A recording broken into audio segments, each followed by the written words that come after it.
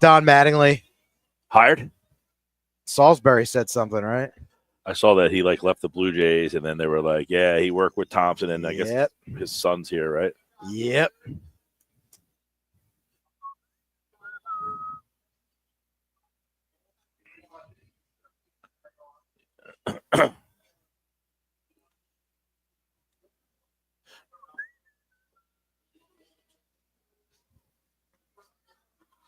Dun, dun, dun. I mean, that Cowboys player scored a touchdown on Monday night, and then 2 days later, he commits suicide. Did you see that? Yeah.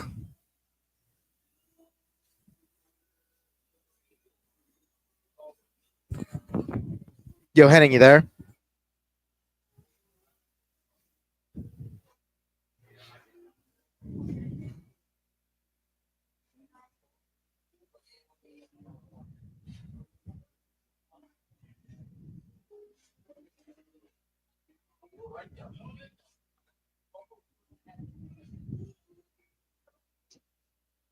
Damn it.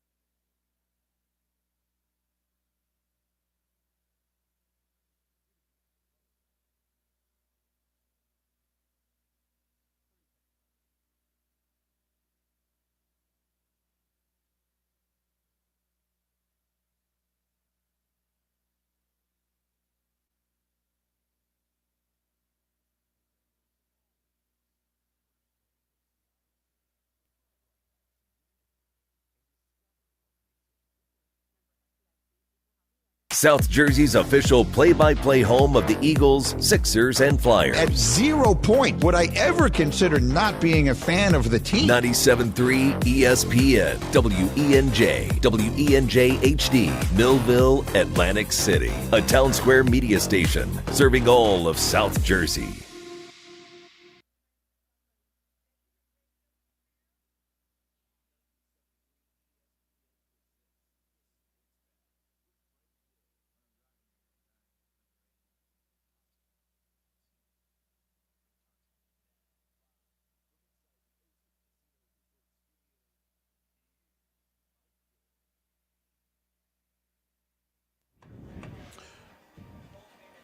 Welcome aboard a Thursday edition of the Sports Bash live at a very busy Chickies and Pete's in Atlantic City at the Tropicana. What's going on, everybody? I'm your host, Mike Gill. Pete G is my on-site producer. Josh Henning is back in the Ocean Casino Resort Studios. You out there. I think the Teachers Convention is going on today, Pete G. That's why everybody's out and about. This city's busy. I couldn't get a parking spot. Yep, me either. You usually park on the second floor. I always park in the same floor just because I'm used to it. Creature of habit. Of habit, you know. And that floor was packed. I had to look around and find myself a spot. But we're ready to go, locked and loaded. Sixers lose for the second straight time last night. They had a rough night last night. We're going to dive into that game a little bit. Also, Keith Smith later on tonight, talk a little Sixers, NBA. Keith Smith, longtime NBA writer, going to join the show at 5:30 tonight. Casey Joyner, One Thought every game, a little bit later on as he does every Thursday. We got Eagles and Packers on the docket today. for football at 4. Adam Kaplan is in the house today as the Eagles get ready for the Packers. And I do want to dive into some Philly stuff as well, as today at 5 o'clock, Pete, Josh, you guys know, free agents can start signing in Major League Baseball. So unlike many of the other sports where there's like a free agent date and it's like way off the end of the season, like the NFL ends, the Super Bowl they play in early February. Free agency for the NFL doesn't really start for like another month or so, even longer after the Super Bowl is over. So baseball gets over, last week. Free agents can start moving, baby. You can start making signings today. So at 5 o'clock tonight, Kyle Schwarber could be on a new team, right? Ranger Suarez as well, JT as well. Harrison Bader, Yep. JT, Ranger Suarez. These guys could all be playing for a new team. So I kind of want to start today off by looking at how many people out there, now that the World Series is over, you've seen the Phillies and what they did and how close, I don't know, were they close, not close, whatever you think. How many people have now come to terms with it might just be better to run it back? And how many people think you need wholesale changes? And when I say wholesale changes, that really means you don't bring back Schwarber, you don't bring back JT, you don't bring back Ranger Suarez, you don't bring back Harrison Bader, and you just change the feel of this team. Now, you might say you're not going to change the feel of this team. I could see, bear with me here, okay?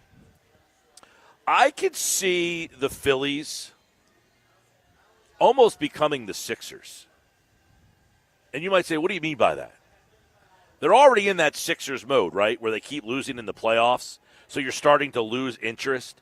But right now, the Sixers are kind of like an in-between. They've got Maxey, they've got Edgecombe, they've got Grimes, they've got McCain. Those are 4 young, exciting players. Adem Bona, when he plays, he's a guy that people seem to like. And these young guys, it seems like the fans are almost ready to kind of go to those guys, right? You're like, I don't want Embiid around anymore. I'm done with Embiid. I'm done with Paul George, even though he hasn't played yet, so you don't know how he fits in. So people are almost like, yeah, I'm over the Embiid thing. Like they're much more athletic and fun to watch without Joel. The Sixers have these young guards, but they're paired with the 2 older guys. Are the Phillies in that mode kind of right now where you have Harper, you have Trey Turner, and like they're the old guys that you just can't get rid of. They're going to be here whether you like it or not. But then you have the other group of guys, and you're waiting to see Justin Crawford, Aiden Miller, Andrew Painter. Like the Phillies could go that direction. But I guess the question would be, you're watching the Sixers right now. They're fun at times, but are they a championship contender? Probably not. Do you want the Phillies to just say, you know what? Let's get rid of Schwarber and Real Muto and that whole group of guys, all the free agents that they have, just say, you know what? Let's just let them walk and move on and start something new. Where does everybody kind of stand on that? Because I feel like the Phillies are kind of stuck in the middle, right? Clown is to the left of me, Joker's to the right. Here I am, Steelers wheels stuck in the middle with you, where you want to bring back Schwarber, but you want to change things. You want to bring back JT, but you want to change things. You want to bring back Harrison Bader, but you're a little worried that Harrison Bader might be a little fool's gold from the guy that you saw for the 50 games that he was here. There you go. There you go, Josh. Stuck in the middle with you. We're probably going to hear that song coming up here at Chickies. They always have a great playlist here. All right, so do we think that the Phillies are kind of stuck in the middle here? Like, we're right there. We're right on the precipice. We have all these decisions to make, and we can either keep plowing forward with what we have or try to change it on the fly. We still have Harper. We still have Turner. We still have this great pitching staff. Wheeler, who, by the way, got activated off the 60-day DL because he had to go on the 40-man roster. So Wheeler probably won't pitch for the month of April. You've got Nola, you've got Wheeler, you've got Luzardo, you've got Johan Duran, Sanchez. Christopher Sanchez. How can I forget him? Obviously, yesterday they picked up the option on Jose Alvarado, so Alvarado will be back. So now you're back into your bullpen. You've got Duran, Alvarado. Those two guys, you did not have Alvarado in the playoffs this year. So what's the way to go? Bring the guys back, try again, or cut ties and go younger? And if you go younger, maybe you don't have as good of a regular season. Maybe you don't win 97 games.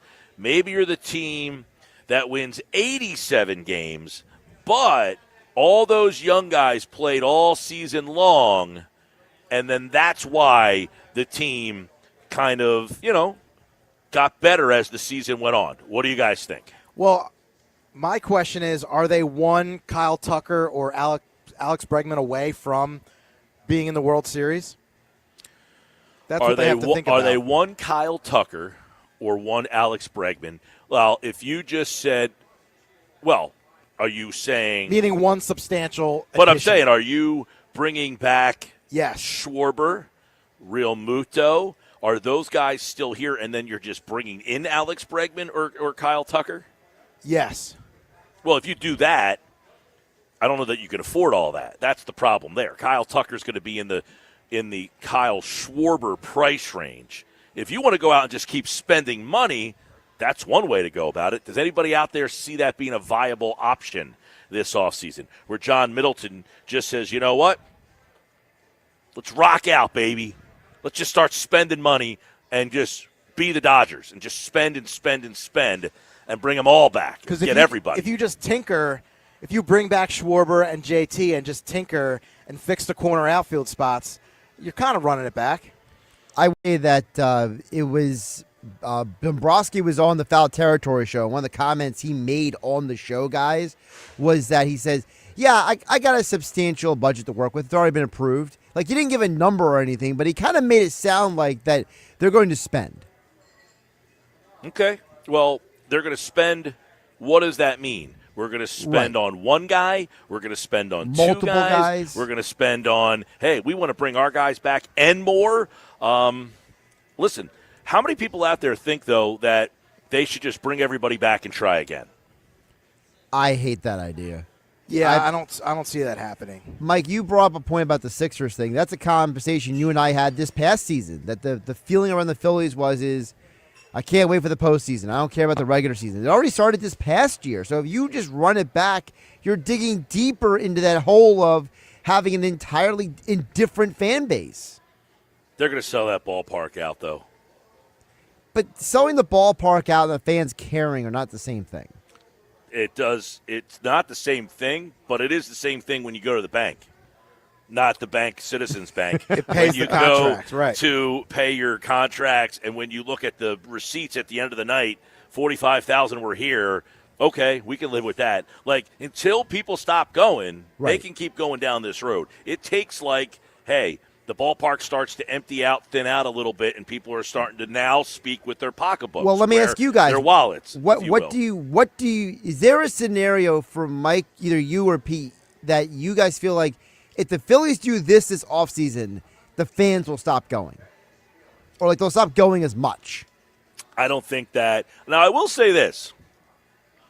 I did have a friend, a mutual friend of ours, Pete G, who goes to spring training every year, and said that she's not as excited this year because the Phillies have disappointed her so many times. Interesting. To the point where she's a little disappointed with the Phillies, and that could cut down her trip to go into Clearwater. Really? Yeah, that's what she said. Well, it's, please, sir, can I have another? Well, to answer your question, though, Josh, I don't think that the attendance and apathy in terms of attendance would set in on this offseason. Okay, so you think there needs to be one more of these failures? Well, because next year they don't have the amount of free agents that they do. So I think True. this year people would go to the ballpark and, like, They'll they're gonna still win. see their people. Right. And then if they get bounced again, that's when you say, okay, now I'm not going to the games anymore. Like this year, even if you bring back the same team, I think you'll be frustrated. But you're like, you know what? I want to go one more year. I want to go to the ballpark. You know, baseball's kind of like right now kind of having a little revival. The All-Star game is in Philadelphia next year. That's the caveat for me is this is going to be a little bit different of a year coming up. There's going to be a little bit different of a buzz with this team with the All-Star game here. That too. I mean, and you the do Derby. You have the whole All-Stars, the Centennial, 250 years, all that stuff. I just wonder, and I don't know, like you can't let's just say this. Okay, they let Kyle Schwarber walk. You would think they would replace that salary with something. So would you be okay if they let Schwarber walk and then just said, you know what, we're going to go get Kyle Tucker, younger, left-handed bat still. Now, Tucker had a rough second half of the year with the Cubs this year, but, you know, he's a younger, I don't want to say younger version of Schwarber. He ain't hitting 56 homers and 132 RBI, I can tell you that much. He's not going to be number 2 in the MVP voting, but he is younger. So you just say, you know what, we want to bring back Schwarber, but we want to change something. Mm-hmm. And that's all you do. You bring back JT, you bring back Bader, you let Schwarber go, and you just replace him with Kyle Tucker. Would people be okay with that? I wouldn't be okay with that because I don't think Kyle Tucker is necessarily the answer. I don't think Kyle Tucker is a better player than Schwarber. Just because he's younger doesn't mean he's a legitimate replacement. You just mentioned he struggled the second half of the year this year for the Cubs, and he's not a left-handed bat. Another left-handed bat, but you're potentially losing Schwarber's left-handed bat, a left-handed power bat. I'm not saying that that's something that would be a better player. I'm just saying it would be different. Right. Are there two off-season plans for Dombrowski? One where you re-sign Kyle Schwarber and the other where you don't re-sign Kyle Schwarber? That seems like it's probably... Well, that would be the main change. Right. Last year, Kyle Tucker, 266, 22 home runs, nowhere near the stratosphere of what you got from Kyle Schwarber. 73 RBI. He did have a good on-base percentage. Slug percentage was down a little bit, but he would be a 28-year-old player that you could play right field and say, hey, we replaced Kyle Schwarber, we got younger, and he will probably be around a little bit longer than Kyle Schwarber would. I don't know. I don't like that move, me personally. See, my problem with part of this conversation is, and while I personally like where your head is at, Mike, I also know the Phillies organization does not see this team and baseball the way we do. Because if the Phillies actually cared about a youth movement, if they cared about making the transition to the future, they would not be the antithesis of the Blue Jays and the Dodgers. They would have brought up Painter and Crawford and all these guys. The fact that they haven't brought up anyone aside from Mick Abel in the last 3 years who's a legitimate prospect. I know Rojas is like a random guy, so I'm not including him, but like aside from Mick Abel, they haven't brought up anybody. Rojas was an accident. Rojas was exactly. kind of an accident. That's why I'm not counting him. They had injuries in the outfield, which I can't even believe. You know, Rojas was almost like the guy they went to when you bring up like Donovan Walton. Like, hey, we just need a guy up here just to fill the void for 3 weeks. But that's my point. They haven't brought up a legitimate prospect aside from Abel in years. So it's like, am I really supposed to believe that, like, hey, we're going to pair some young guys and some veterans, that they would actually do that? Well, if they learned anything from watching the playoffs, maybe they did. Maybe they say, you know what? I mean, if I'm John Middleton and I'm watching those playoffs, and I say to Dave Dombrowski, hey, Dave, look at the kid Mizorowski came in and pitched brilliantly for the Milwaukee Brewers in relief. He threw 5 innings. You know, he was excellent. He made the All-Star game. Look at the leadoff guy, Churio, for Milwaukee. Look, he's 21 years old. How come our 21-year-old guy can't do that? Why can't we give that guy a shot? Like, you almost put a little bit of a demand that, listen, I get it. These guys are young, but the game is changing, Dave. I think younger guys are a little bit more apt right now, and that maybe Dombrowski says, you know what, that might be our way to improve this club and get people excited. Because you know people, they are suckers for young players. They all want to see the young players. And if you say, the way we're changing this team this year is the youth movement, you're going to get people to be excited about that. Well, to me, the bigger name you didn't mention, Mike, Trey Savage.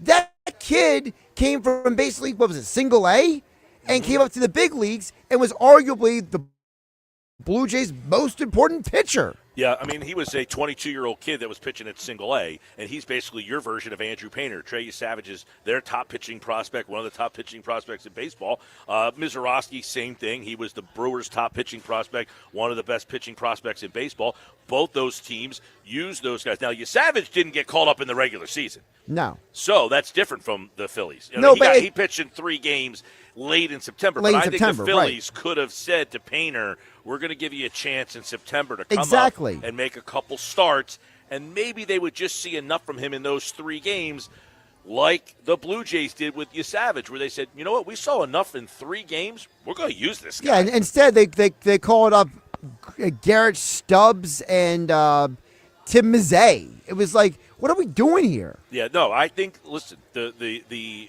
Phillies have a couple options here. They can either try to run it back with the guys they have, because they're really in a no-win situation. You got to bring back Schwarber. You almost have to. He's like irreplaceable. He's your best hitter. He's best irreplaceable. power hitter, if you let him walk, there's nobody you can get to replace him. Correct. So that's one. You almost have to bring him back. Which then creates a logjam at DH. I mean, it does. Well, now you're stuck because what are you going to do at catcher if you don't bring back JT Realmuto? That's even a bigger problem, you could argue. So do you want to give him a 2-year deal? There's a lot of reporting out there that teams would be interested in giving him a 3-year deal. Yeah, I'm not there with him. I mean, do we want to have a discussion 2 years from now that JT Realmuto, 37 years old, is still the catcher for this team? That's a tough one for me to kind of swallow. But on the flip side, are you ready to turn it over to Rafael Marchand and Garrett Stubbs as the catching battery for this team? No, then I think you have to get creative. Okay, trade. So now you're going on the trade thing, and you have to hope that, everybody's mentioned Rushman, Ford from the Mariners is a top prospect. Rushman is obviously a guy who was supposedly, was supposed to be a superstar with Baltimore. He's kind of flamed out a little bit. Do you need a change of scenery type of situation for him? But then you're talking about giving up some of your big prospects. I mean, to get Adley Rushman or Henry Ford, you are now saying we're going to trade Justin Crawford or Andrew Painter or one of those level of players potentially to get that guy to come here. So you're really over the barrel here with the catching situation. You're either trading outside the organization, which means you're going to have to give up high assets. You're either going middle of the road catcher, or you're going back to JT Realmuto. Well, let me ask you this: is it worth trading for Rushman?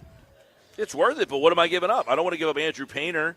I mean, I've held on to Painter this whole time, and you've told me he's the top pitching prospect. And you he's told me he's top untouchable. Of the rotation. Yes, and you said he's untouchable. Now all of a sudden I'm just bailing on him. And you're going to trade him for Aldie Rushman? Right. I mean, listen, Rushman at one point, many people thought he made the All-Star game as a young kid. I mean, he was wasn't he the number 1 overall pick in the draft by Baltimore? Yeah. And he came up and he performed. But not the last 2 years. He has not been the same player that when he first came up here. So, I don't know that you make that trade saying I'm going to give up a young top of the, am I giving up Justin Crawford? Am I giving up Aiden Miller? Would that be an upgrade, though, to that position, the catcher position? That would be an upgrade? Rushman over JT?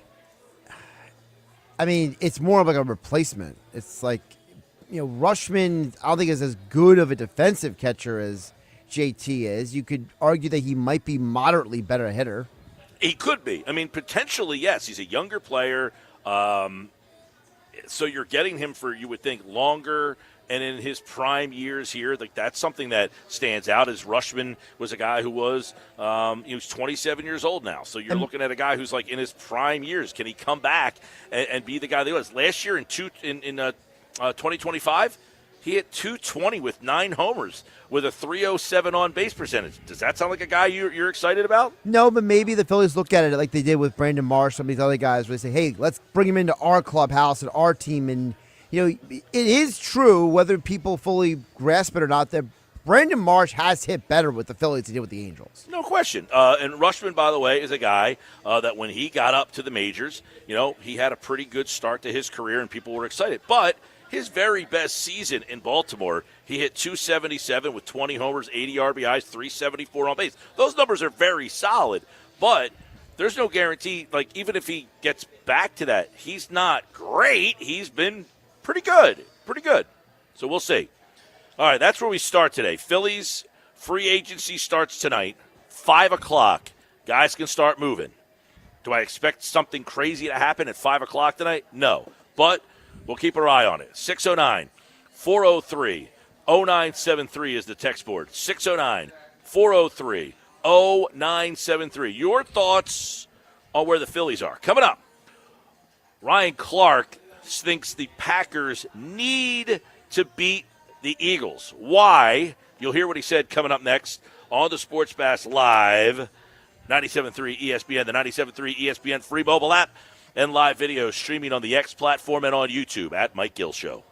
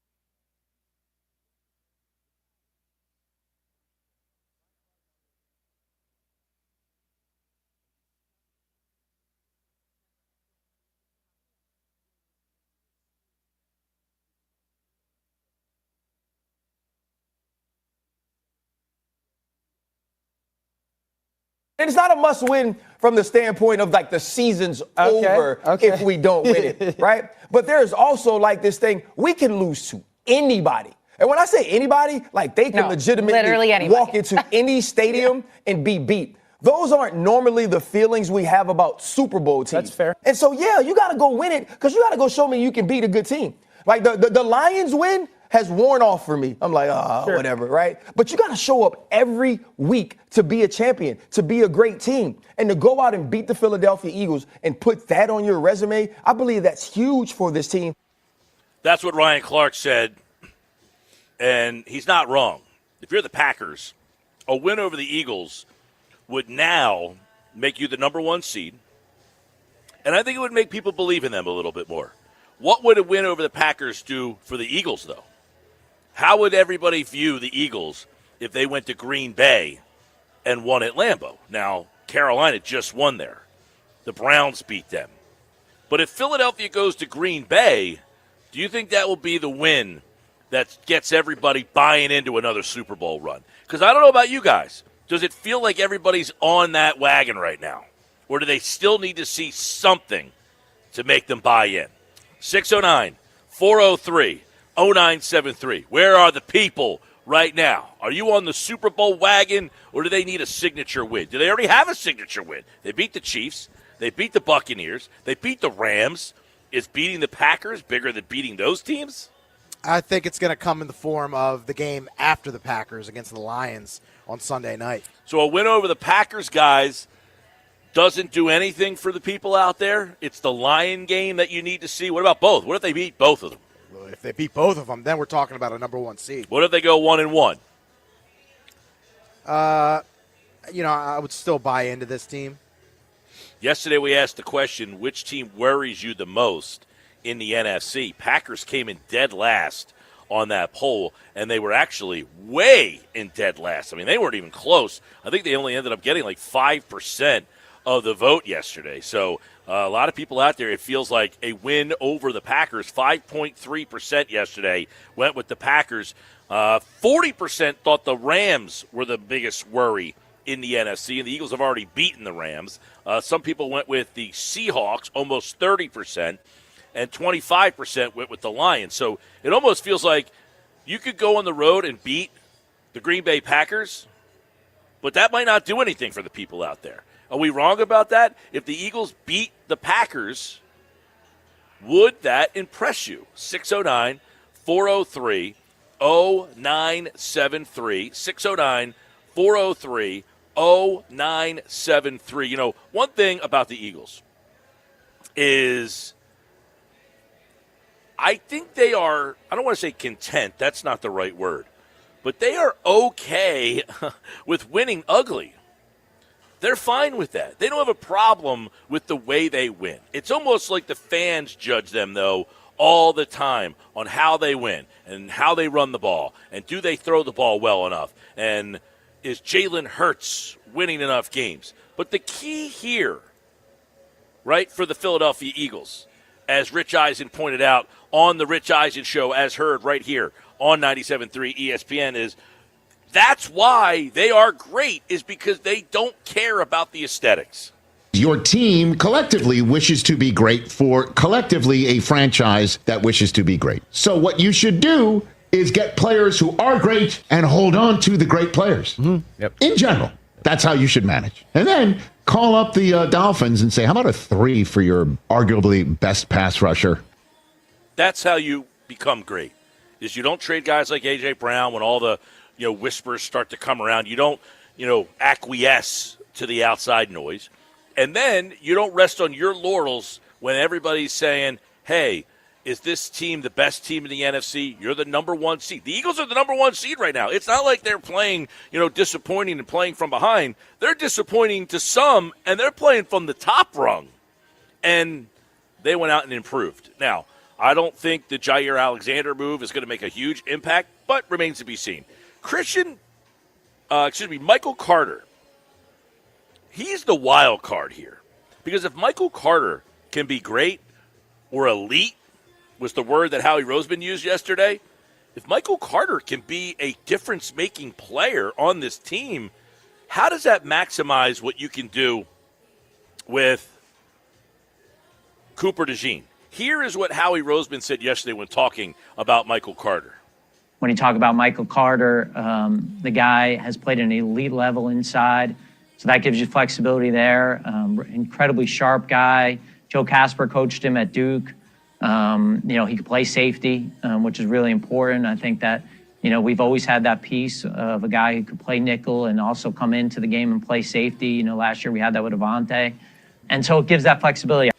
It almost sounds like, he mentioned Avante Maddox, it almost sounds like they got a poor man's version in their mind of Cooper DeJean, right? We could play him at safety, we could play him at nickel, and because of that, we can use Cooper at nickel, we can use Cooper on the outside. He's the wild card for me, because if he can help solidify that secondary, and then you add the ace with Jalen Phillips, that's how you change from a team that's the number one seed and people are asking questions about to now becoming the clear-cut favorite. And it starts this week in Green Bay. And I think if the Eagles can go out here and do what they've done to the Packers in the past, which is basically beat them in a multitude of ways. They went to Brazil, they beat them in one way. They played them in the playoff, they beat them a different way. If the Eagles can play their style of game, you can really kind of stake your flag as we were the best team and we've improved and now we're even better. And we beat the team, which, let me update my trusty app here and see what the good folks over in Las Vegas think about who the best team is in the NFC right now. But the last time I checked, and these things kind of change, because they're so close, right now, when you look at Super Bowl odds, Philadelphia is plus 900 and Green Bay is plus 1,000. The conference champion in the NFC, the Rams are the favorite. They have now overtaken Philadelphia. And the Eagles beat the Rams. Philadelphia is plus 425. The Packers are plus 500. So right now the Eagles aren't even the favorite in their own conference, even though they're the number one seed. And they beat Tampa. And they beat the Rams. And they've beaten Kansas City. It's almost like, what more do we need to do? Let's go to Green Bay and beat this team that everybody had all this hoopla about at the start of the season. So what Ryan Clark is saying is Green Bay needs to win over Philadelphia because they're starting to lose the traction. They're starting to lose the belief. But I think Philadelphia also kind of needs a win on the road against a team that people are like, this team can win a Super Bowl, this team's pretty good, and Philadelphia can just show, hey, you know what? No one's really talking about us, and we've gotten better. Right? We've gotten better. And we're the number one seed already. And then we have wins over the Rams. So we win the tiebreaker over the Rams. We got to win over Tampa Bay. Win the tiebreaker over Tampa Bay. It's going to be hard to have a tiebreaker with Green Bay because they have a tie, but you would beat them head-to-head. So you would have the tiebreaker over them. So the biggest competitors right now in the NFC, 3 of them you could potentially have head-to-head tiebreakers on. That's why this game becomes so big on Monday night. And you could see it with these players in the locker room, Green Bay locker room, that is, the one guy said we're going to go undefeated. That was a few weeks ago. That didn't happen. And now they were talking about Panthers game being a trap game. It was a trap game. And now you have this tough game on Monday night against the Eagles coming off a bye. Absolutely. And Luke in Atlantic City texts in, says a win at Lambeau, and then the Lions would have to put us as the favorite. I'm already on board, says Luke in Atlantic City. I think that a lot of people are on board. I don't think anybody's jumped off, but I think people still – do you guys have the sense that people need to be shown more?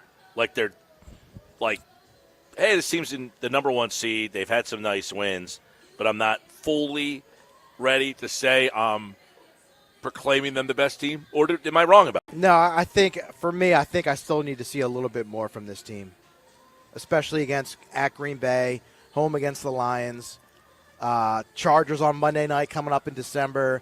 Those are some tough games. Yeah, Jim in Williamstown real quick says, I think you have to be concerned about the Niners. If they get healthy, they would be a problem. Well, Philly doesn't play the Niners, so that head-to-head matchup's not going to happen. But he's not wrong. I think Seattle, I think the Rams, I think the Niners, I think all 3 of those teams. The NFC is deep, it's loaded, and it is a minefield.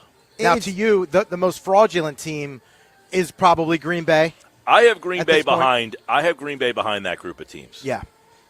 I would just ask you, Pete, just to kind of like clarify, because I want to put words in your mouth. But Uh-oh. what is it about the Eagles that you would need those wins to put them over the top for you? Like what is it about?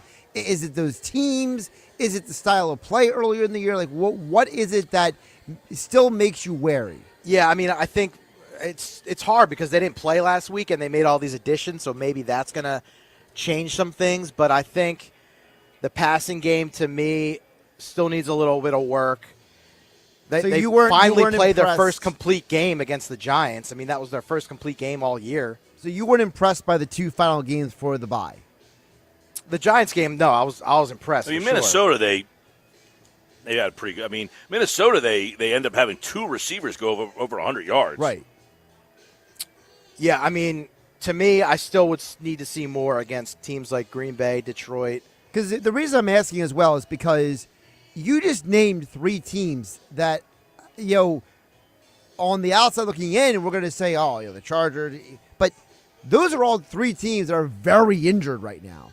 Green Bay lost their best pass receiver for the year in Tucker Kraft. You have a team in the Chargers that lost both of their starting tackles for the year at this point. And the Lions, half their defense is injured again. So it's like, even if you beat them, is there a point of where it's like, yeah, but they beat injured teams? No. Not against those and listen, it's a battle of attrition. We all know that. I mean, these teams could all look differently when they face off in January. But you certainly, right now, are playing to try to get home field advantage. Because just think about last year's run. When you ran to the playoffs, and I say ran to the playoffs, you were able in the snow to turn around and hand the ball off to Saquon Barkley in a snowstorm. That's not really conducive for what the Rams want to be, right? I mean, I know they have Kyron Williams. They can run the ball, but they don't want to be playing out in the snow. Green Bay probably doesn't mind the snow nearly as much, but are they going to be a team that's going to beat you by coming in on the road and turning around and hand the ball to Josh Jacobs 30 times? Maybe that's their best modus operandi. I don't know. The Lions, that's a team that I think could run the ball on the road, but you'd much rather play that game here than play there. Absolutely. To me, I said this in my article on 973ESPN.com. The only team that really, really hyper worries me is the Lions, because Nick Sirianni has beaten Matt LaFleur and Sean McVay every time he's faced them. 4-1, I believe. McVay has one win against the Eagles, but Sirianni's not the head coach. So it's like Sirianni's dominated these guys. So yeah, I understand like that, but at some point that ends. Like a lot of the players, they're not here anymore. The changeover in the rosters, yes, they've beaten him, but I think that the Rams can make a strong argument that they were the better team when they came here and played. So even though the Eagles won that game, I don't think that's a, hey, we have your number. They got outplayed by the Rams. They got outplayed that day. But you needed a blocked field goal to win that game. But most people aren't going to remember that. They're just going to remember the win. Yeah, I think people will remember that you had a blocked field goal that you needed in that game. But, yeah, you beat them. But, as I've said this week, the Rams are inching on you. I think they're getting inching. And to me, I left that game. If I'm the Rams, I say we're the better team. They're not better than we are. We gave them that game. It's not, oh, my God, we can't figure out a way to beat this team. It's we're the better team, and we gave them a game. Eagles and Packers, the game, right here on 97.3 ESPN. Monday Night Football. We're breaking it down at Football at 4 with Adam Kaplan. 99 bottle sounders going off in about 10 minutes from now. Listen for that. When we come back, Chuck Adell, 9-1. He gave us another winner last week in the Denver-Houston. Gave us the under in that game. What play does he have for us this week? That's next. It's the Sports Bash.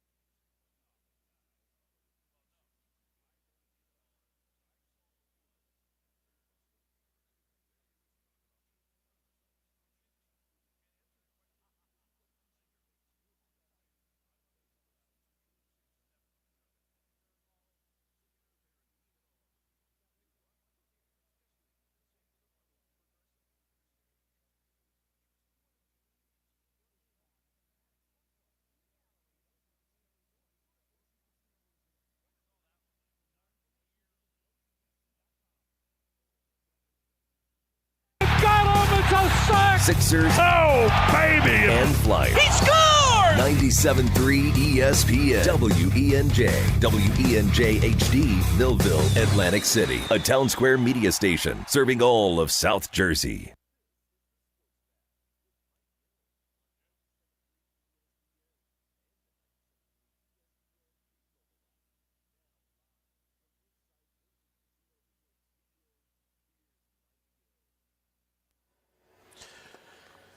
All right, 3 o'clock, and we are live at the fabulous spot right here, Chickies and Pete's, if you want to watch all the games, including Flyers-Predators tonight. Little Flyers-Predators game. That game will be on Rock 104.1 tonight. And, of course, NFL Week 10 starts tonight with Raiders and Broncos on 97.3 ESPN. We'll get the college football plays of the week coming up with Jeff Nadeau at the bottom of the hour. Mike Gill in the Sports Bash, PG, my on-site producer. Josh Henning producing today's show. You out there. Eagles and the Packers coming up. I hate the bye week and then a Monday night game. Another Sunday where you got to sit on the couch and basically, like, not have interest in, like, a game. Like, yeah, I'm watching all the games, but you do get a little stir-crazy, right? Like, can you watch – and there's a London game this week too, right? Or is it Germany or whatever? Madrid. Berlin? No, it's Madrid. Somewhere overseas, so there's a 9:30 game this morning. So you go at 9:30, 1 o'clock, 4 o'clock, Sunday night. You got to wait till Monday night after the bye week. I mean, that's a long way to go. Berlin, that's my mistake there, Henry. Germany. Good job. Yeah. 609-403-0973. You know the only reason why I remembered that? Because one of the fighters who's fighting tomorrow night at Tropicana is also from Berlin, New Jersey. That's right. Oh, you were telling me that. Well, I saw somebody walking around with a big, nice entourage here at the Trop. I definitely saw an entourage of – now, the teachers' convention's going on, so it's packed over here. The weigh-ins were today. That's why you saw a lot of those people walking around. I was going to say, I saw a lot of people wearing, like, the fight gear outfits. Today was the weigh-in day. The entourage type of guys who, you know. Social media. Definitely. All the social media. I was wondering because I saw a bunch of guys wearing, like, the same outfit. They all had, like, stars down the side of their thing. Yeah. And I never put two and two together. But when Pete, when I got here, he said that he saw a whole crew wearing, like, green outfits or something, right? Yeah. Yeah. That's tomorrow night, right? Tomorrow night is Tropicana Showroom. Boxing Insider Promotions. Tickets on sale at Ticketmaster.com. Mm-hmm. Actually 5 South Jersey fighters on the card. 4 of them undefeated. Well, I look forward to seeing what's next. We talked to Larry Goldberg yesterday. He said it's his dream to put a event in Boardwalk Hall. I'd love to go back and see a fight at Boardwalk Hall. I think the last time I saw a fight at Boardwalk, I saw Bernard Hopkins fight at Boardwalk Hall. Oh, that must be like a decade ago. Yeah, it's been a while since there's been a big-time fight in there. I mean, like, big time. If you look back in their history, they've had Tyson fight there, Mayweather's fought there, Hopkins. I went to I was at the Klitschko fight there when he fought Samuel Peters, and Peters knocked him down like 3 times and still lost the fight. Like, you got to really – that's, like, tough to do. Knock a guy down 3 times in the same fight and still lose the fight on points. That's how outclassed he got, technically, where Samuel Peters knocks you down 3 times and then still loses the fight. It's, like, unbelievable. Did he lose on points or did he get TKO'd? I can't remember now. I'm pretty sure he lost on points, though. 2012, Bernard Hopkins lost the WBC and the ring titles to Chad Dawson. Chad Dawson. Okay. I saw Gotti fight. He fought a guy who was on that TV show, and he got whipped, man. It was sad. Oh, near the end of his career. Yeah, Gotti at the end, he was hanging on, and he fought. It was the kid who was on that boxing, like, it was a contender show. Contender show with Sugar Ray Leonard. Right, and this kid was from that show. And he fought Gotti, and he beat Gotti up pretty good. It was pretty sad to watch. I was at that fight. Alfonso Gomez. Yep, that was it. Kelly Pavlik, he was a guy who was fighting at Boardwalk Hall for a while there. He fought Hopkins there, I remember. And he had a good run, and then I think Taylor. he kind of like got into some drinking problems or something and kind of he like got went blasted off. too in one fight, so. Well, I remember he fought here a lot because, you know, it's kind of a short drive from Ohio. I think he was from like somewhere out that way to come here. There was a lot. I mean, for that in that Youngstown, 2000, Ohio. There you go. In that 2000, isn't that where LeBron's from? LeBron's from Akron. Akron. Okay, that's right. And Sirianni is Youngstown, New York. No, he's Jamestown, New York. Jamestown, New York. Yeah, that 2010, 12, in that little range there. There was a lot of boxing going on at Boardwalk Hall with like a lot of middleweights and but there was another heavyweight fight that I'm pretty sure. By the way, the Pavlik when he got blasted, that was 2010 when he lost. He had the WBC, WBO, and ring middleweight titles. Who did he beat to get those though? Who did he beat to get them? Yeah, because I think I was at the fight that he won to get the belts. I got that name. You want to guess? You want me to tell you? Jermaine Taylor. Good job, Pete. Look at you. Jermaine Taylor? It was. Well, was that in Atlantic City? He fought him twice, I remember. I had to have been at so what was the little stretch? Because Pavlik fought here. So Pavlik won the belts at Boardwalk Hall. All three I was of at them. that fight. What year was that? 2007. Wow, that's going back a ways. And then he defended the belts twice. Once against Taylor. Wait, who did he beat before Taylor? Edison Miranda. Okay, there was a fight that I don't remember that fight, but there was a fight that I thought that he won that kind of propelled him to then fight Taylor. Okay, Well, he beat Taylor, then who? Then he beat Gary Lockett. Don't remember that. Then he lost to Bernard Hopkins. I think remember that. Where was that fight? That was at Boardwalk Hall. Boardwalk Hall. I had to have been at that fight. 2008. All right. But he didn't lose the belts to Hopkins. Apparently, that was not the same weight class fight. I saw Hopkins fight at Boardwalk Hall. I could have sworn he lost the fight though. I told you, Chad Dawson. Okay. The fight that Kelly Pavlik lost at Boardwalk Hall. He lost all three belts to Sergio Martinez. Sergio Martinez was the other guy that was on the Contender Show. Correct. Yes, it was Alfonso Gomez fought Gotti and whipped his ass. I mean, and then he beat Sergio him pretty Martinez bad. And Sergio beat up Martinez, Pavlik. Yes, but Sergio Martinez was also on that Contender Show and beat Pavlik. Because I remember I was at the either pre-fight party. They showed the fight somewhere. I can't remember which casino we were at. And we were in a big ballroom, and they had like video screens, like a scoreboard, like on all four sides. By the way, Martinez, I just looked it up. He actually held that belt longer than I realized. He actually, he had a nice little career there. He had from 2010 to 2014. He had those belts. Good for him. Yeah, I saw Klitschko in the Samuel Peter fight. I want to say I saw another heavyweight champion. Was it Shannon Briggs? Must have fought in Atlantic City. I think I went back when they were having fights there pretty regularly in that era, like 07 to like 10, 11, 12.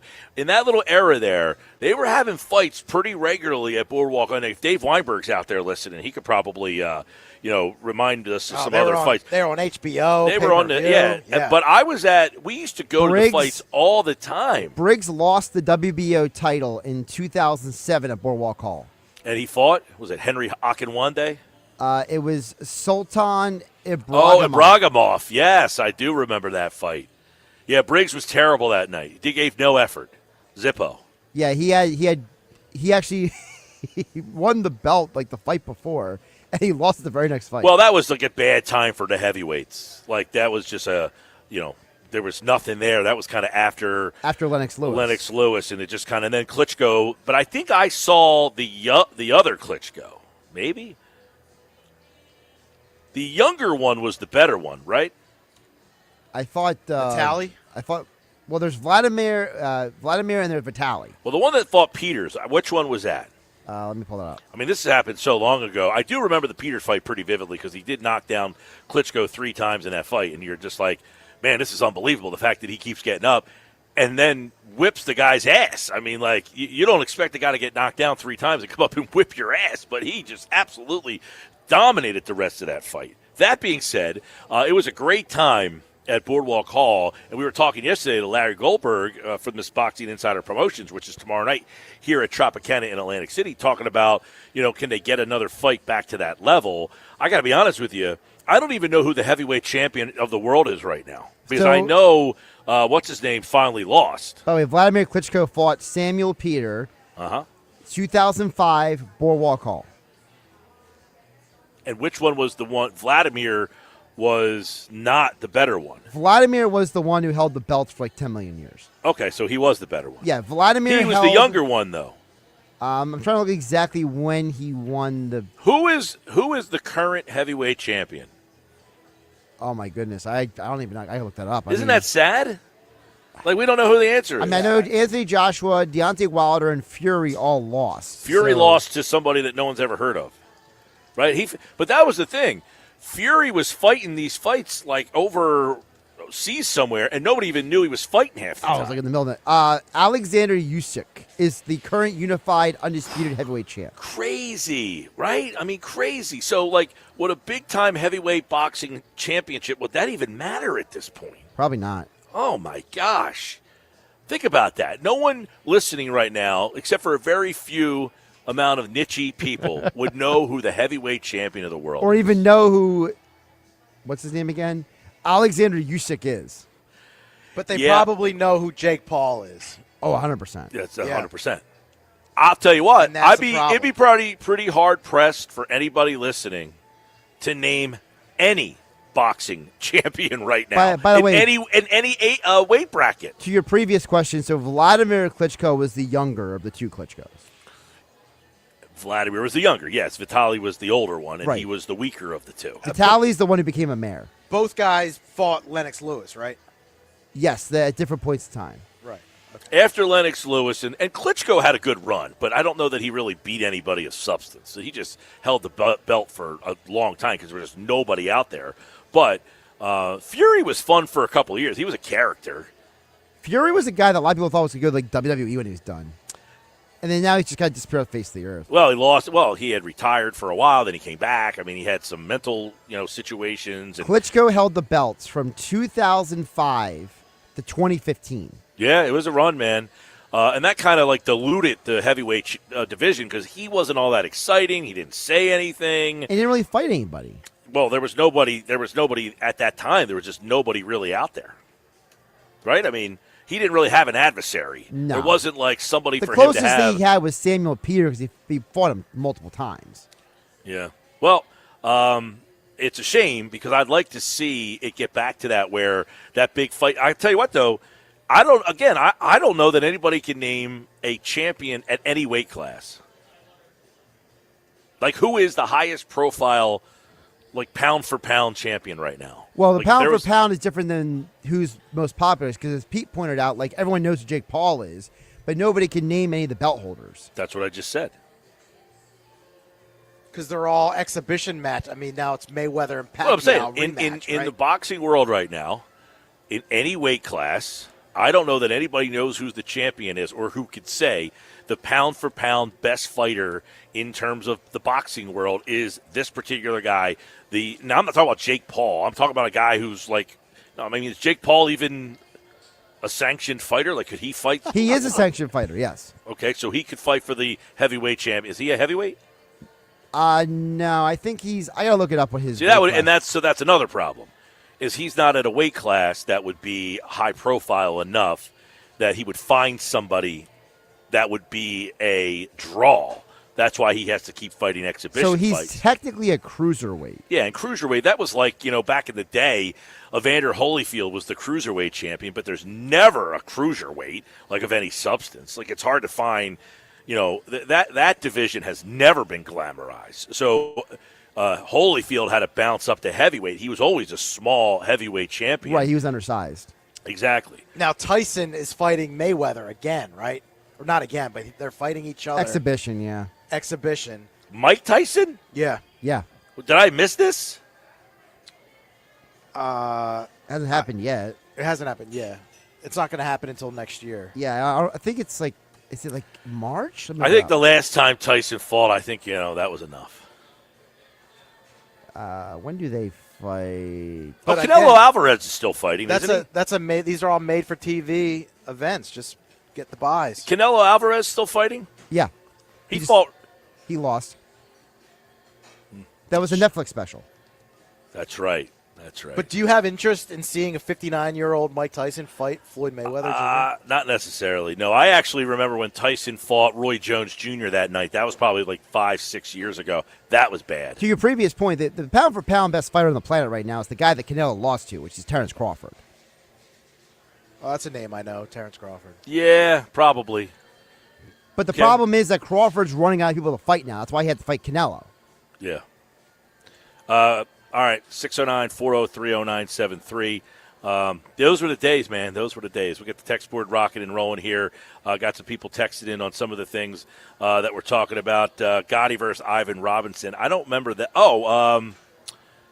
Maybe I do remember that fight.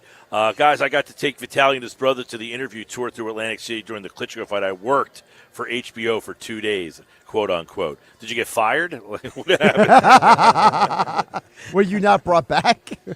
What happened there? I need a little more information, buddy. That's what I want, the HBO Real Sports on that one. Yeah, what happened right. to the driver Yeah. to the guy in The Atlantic untold City? Netflix story. Yeah, what happened to the driver of Klitschko in Atlantic City? By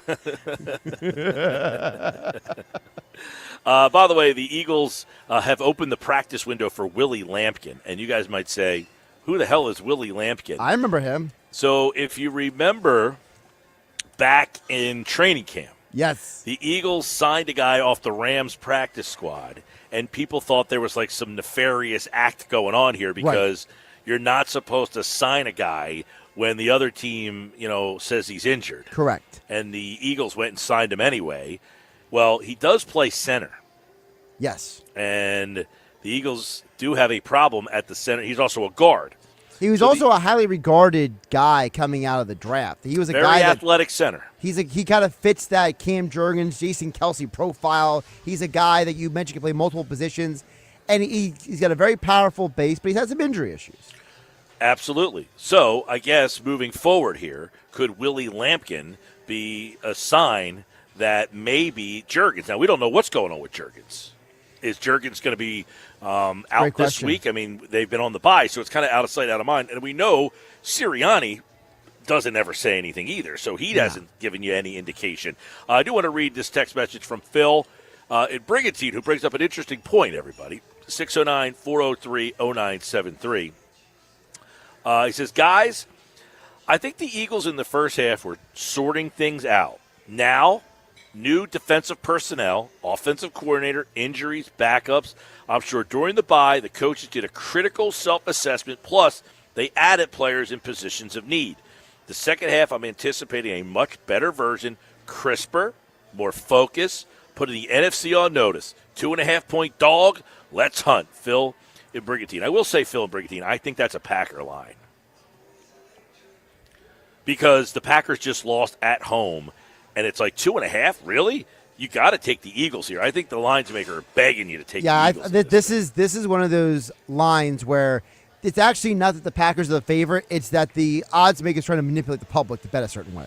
Yeah, I think that they're trying to say what you just said, Phil, is, 2.5 Eagles? Now, maybe the Eagles go in there and show you we're better than this team. And quite frankly, I wouldn't be surprised if that happened, but I do think that that's a Packer line. They're trying to get people to bet the Eagles. By the way, the Eagles have won the last 5 straight games. They were underdogs on the betting line. So let me ask you this. When was the last time the Packers beat the Eagles?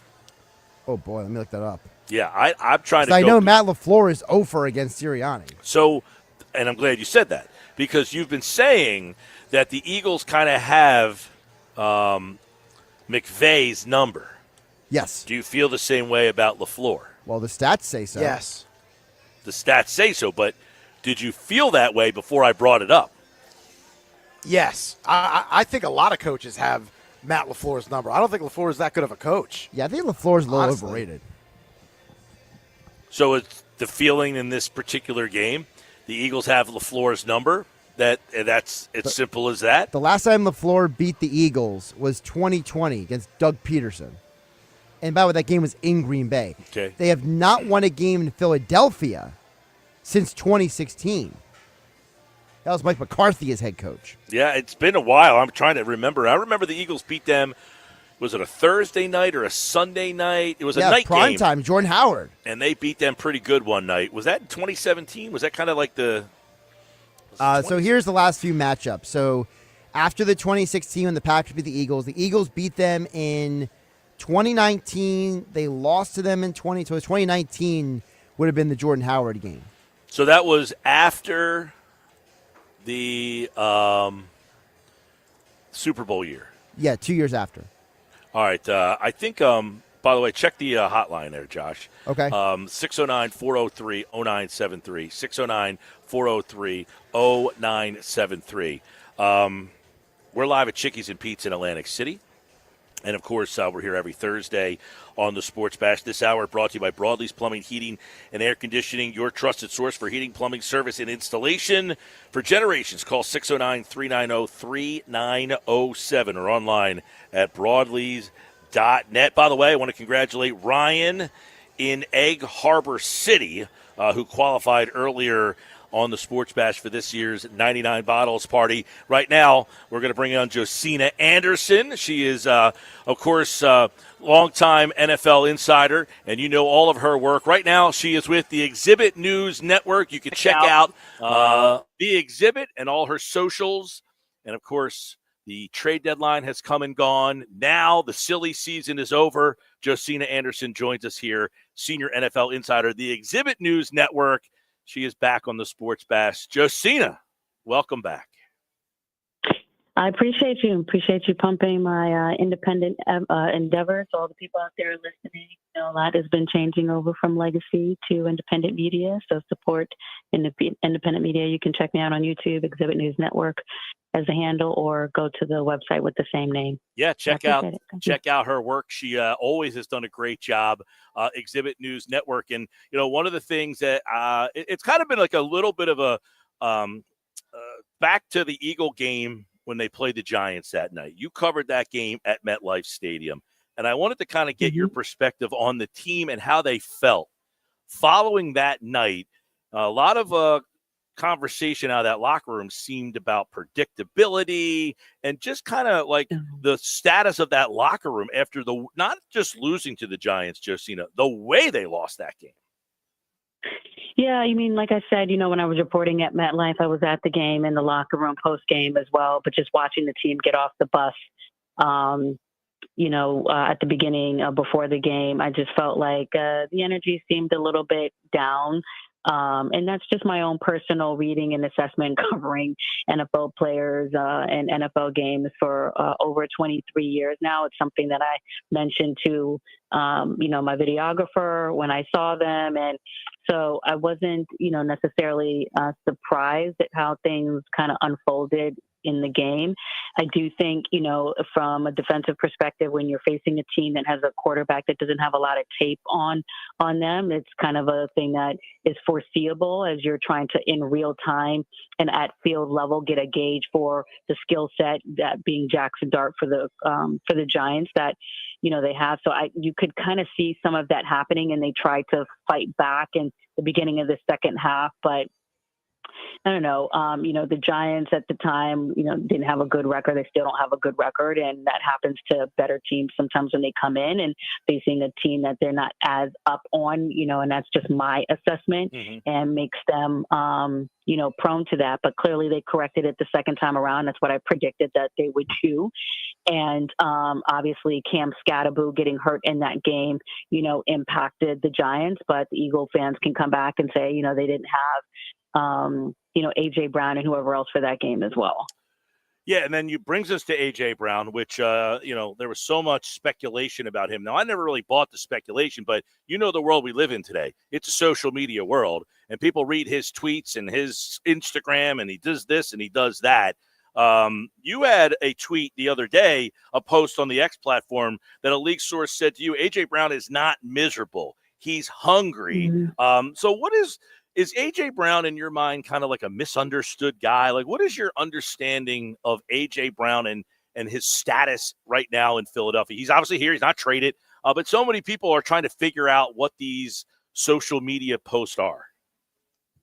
Well, it's interesting because, you know, the conversation that led to that quote actually happened like, I think a week ago or so. And I just didn't even post it. I didn't, you know, when you're insider, you cover all 32 teams. You don't cover just one team. So I'm in and out of paying attention to different things that are going on with various clubs around the league. And quite honestly, I didn't really realize until I saw the reaction to the quote that I put out, as many people maybe didn't took that seriously. I never thought he was leaving and never was given any indication that he was leaving, via trade. So even as I was having that conversation with that individual, it wasn't an urgent thing for me to disseminate and dispel, because I guess I was under the impression that most Eagles fans knew and understood that.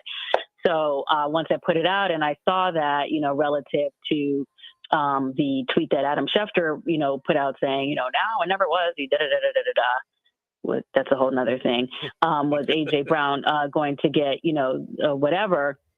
And I was seeing the reaction to it. I was like, oh, people thought that. And, I don't read, I understand the reporter that's connected. I don't read The Athletic, that's not any shot to them. I just don't. So I'm not always up to date on what's being said or what's not being said. So that, I guess, was a surprise to me. But to answer your question on A.J. Brown, I've covered A.J. for many, many years. One of the things that I think Eagles fans are really lucky is to have a team that is so well composed. And I say that in terms of the talent and how it's, balanced relative to my perspective as an insider covering other teams. Mm-hmm. Okay, you have to realize that. And then two, just from a personality standpoint, I said that going back to the days where you guys had Darius Slay, Kelsey, Cox, and these types of personalities in the locker room. And I think A.J. Brown represents a key, energy that is needed in that locker room to make it go. He provides edge. He provides an alpha type of mentality. He when I watch him play offensively, the way that he catches the ball, and this is again coming from someone who's watched people for over 2 decades, going back to when LeVar Arrington and Stephen Davis played for the Commanders. This is how long I have been covering football. So I have seen a lot. And in my perspective and watching the way that he plays and the assertiveness with which he grabs the ball, high point in the air, the way, he just commands space, the way that he commands respect, that is a crucial cog in the Jenga piece of pieces that the Eagles have in putting a team together. And so I have great respect for that energy that he brings. And even when you are gifted, when you're, and this, I'm saying this relatively speaking, or, for anyone that's gifted, when you're an impresario at what you do, there's a certain energy that comes with that, to people who want to be great. That doesn't mean it excuses not, and I'm not saying he's not, I'm just saying anyone in general, being professional, being a teammate, being a sportsman, or what have you. But what I'm saying is when I spoke to, the source that I spoke to, it seems like that was understood. I never was under the impression that that was not understood. Right. Relative to the impression of AJ and the importance of all of those things that I said that he brings to the team. Right, and you said it. You're covering all the teams. You're just assuming like this is kind of nothing, but the Eagle fans hit a panic button when they start to read into, and that's the world today, right, Josina? Like the social media, it's a different world out there than I almost issued an apology because I almost said, sorry, I would have told you guys this last week if I thought this was a big deal. Right. Well, I just didn't realize. I was like, oh, okay. Did you guys really think he was not, and that doesn't mean that Howie's not listening or what have you. But I guess what I'm saying is that I put Howie Roseman in the same class of, or in terms of mentality, general managers that I do less need.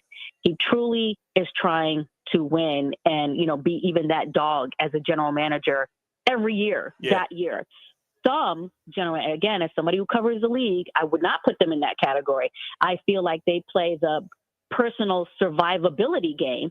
So where it's like they're always in this perpetual evaluation mode and trying to get these plethora of picks so that they always have something to point to as far as, well, we're evaluating this person, they're not there yet, because what it does by product is extend their own tenure as GM. And I don't get that impression from Howie. Like, it helps when you've already won, Super Bowls, right? Absolutely. But he's trying to win. Yeah. Well, Josina, our time was really short. I'm glad that we got to catch up. Yesterday we tried to catch up. I'm glad that we got to catch up and fit you into a quick segment here. And I appreciate you calling in. And when some news happens in Philly, we'll tap you back. Yes, you guys enjoy your show, and thanks for having me on, and have a great weekend when it comes. Yeah, man. Josina Anderson, Exhibit News Network. Check out the Exhibit for more. And, of course, all of her reporting on the NFL at Josina Anderson. Thank you, Josina. All right, I just wanted to get her to clear the tweet out she put out that we were talking about yesterday, and we tried to connect with her later on in the show at the last minute, and we kind of got some things crossed up, but she said she could jump on for a quick segment there. There's Josina Anderson for everybody out there. She joined us on the Sports Bash Live on 97.3 ESPN. She makes a good point about maybe that locker room needs maybe an edge, right? You have to have that, right? Yeah. You can't be complacent. You always have to have somebody who wants more. What I want more of is cashola. Jeff Nadeau set to join us on the other side. Stick around for the college football plays of the week next.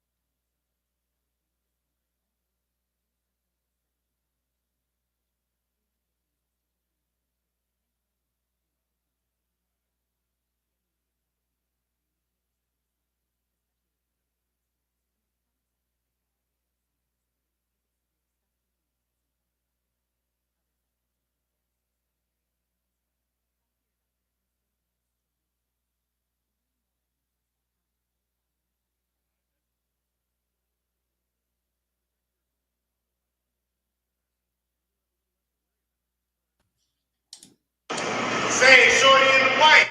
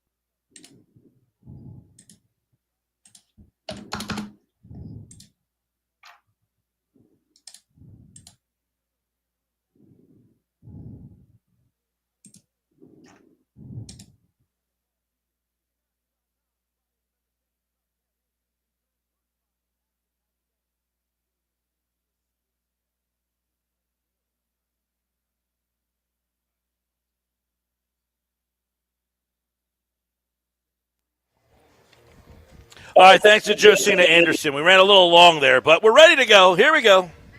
Back in Tropicana's Chickies and Pete's. Go where the players go, Chickies and Pete's. Thursday Night Football, Flyers tonight. Big college football weekend. I have YouTube TV, so I won't be able to watch any of it. But by the way, if they don't get this thing figured out by Monday night, I am out. I'll find another way to get this game. I'm going to hold you to that, too. Hey, I said Monday night. I'll give you till Monday night. I didn't need to see the Cowboys. I need to see this man right here, Jeff Nadeau's back with his favorite college football plays of the week. College basketball season is back, and obviously he's right here on the Sports Bash. What's going on, Jeff? What's up, Mike? How are you? I'm doing good, man. We are rocking and rolling. Week 10 of the NFL and coming down the stretch, the final month of the college football season. This is a good weekend. I have no ESPN or ABC right now, so I'm missing all the big games. But I'm sure this whole thing is a mess, isn't it? Do you have YouTube TV? No, I remember, Mike, I'll tell you a quick little story about TV. I remember when my father was alive, he used to tell me, he said, I don't know why you have TV. You got Comcast. You need to get rid of that. That's a joke. I said, no, Dad. I said, I like having that football. I like being able to turn a TV on. I like that. It's old school to me. And I've always kept it. And, I have regular TV still. You have cable. You have cable. You know, the cable's the way to go, I feel like, But YouTube TV was a good cable alternative until this, because it still has the guide. You can still turn it on and go through the guide, but this has been a mess. I mean, I'm okay without the ESPN all day. I just want to get the games. That's all. I want to watch the games. They always screw the little guy. I mean, look, I have plenty of streaming services, but I like having TV. I like having, I don't ever have to worry about it. It always works. I don't have to worry about it staticky or going out. It just cable wires in there. Old school Jeff Nadeau. All right, let's go old school and get some money here for the people out there. These are Jeff's favorite plays of the week. Let's look at the Tulane-Memphis game. Tulane plus 13.5 for the Green Wave. Big game. I was at the Temple ECU game last week, by the way, the saddest college football experience I've ever been to in my life, going to see Temple play at Lincoln Financial Field. But ECU with the win, it's a big play in the American for first place. Tulane's a part of that, plus 13.5 against Memphis. Well, I think you're looking at the game tonight. This game's tomorrow night. Memphis is 3.5-point favorites against Tulane. This is a big game. Obviously, Memphis is your favorite right now to get to the college football playoff. They beat Arkansas. They have some big wins under their belt. Mike, there's one thing in this game. I say 13. You're right. 3.5. Sorry, I said 13. Yeah, it's 3.5 plus 3.5. There's one thing in this game that means something, and it's one of the more concerning stats for Tulane. 119th in touchdown percentage in the red zone. When you get to the red zone, you need to score touchdowns. They don't do it. Memphis, number one nationally in touchdown rate. They score points when they get to the red zone. It's generally a touchdown. There has been some iffiness on the quarterback for Memphis, Brendan Lewis. I think he'll be fine. They have a better defense. Give me Memphis minus 3.5.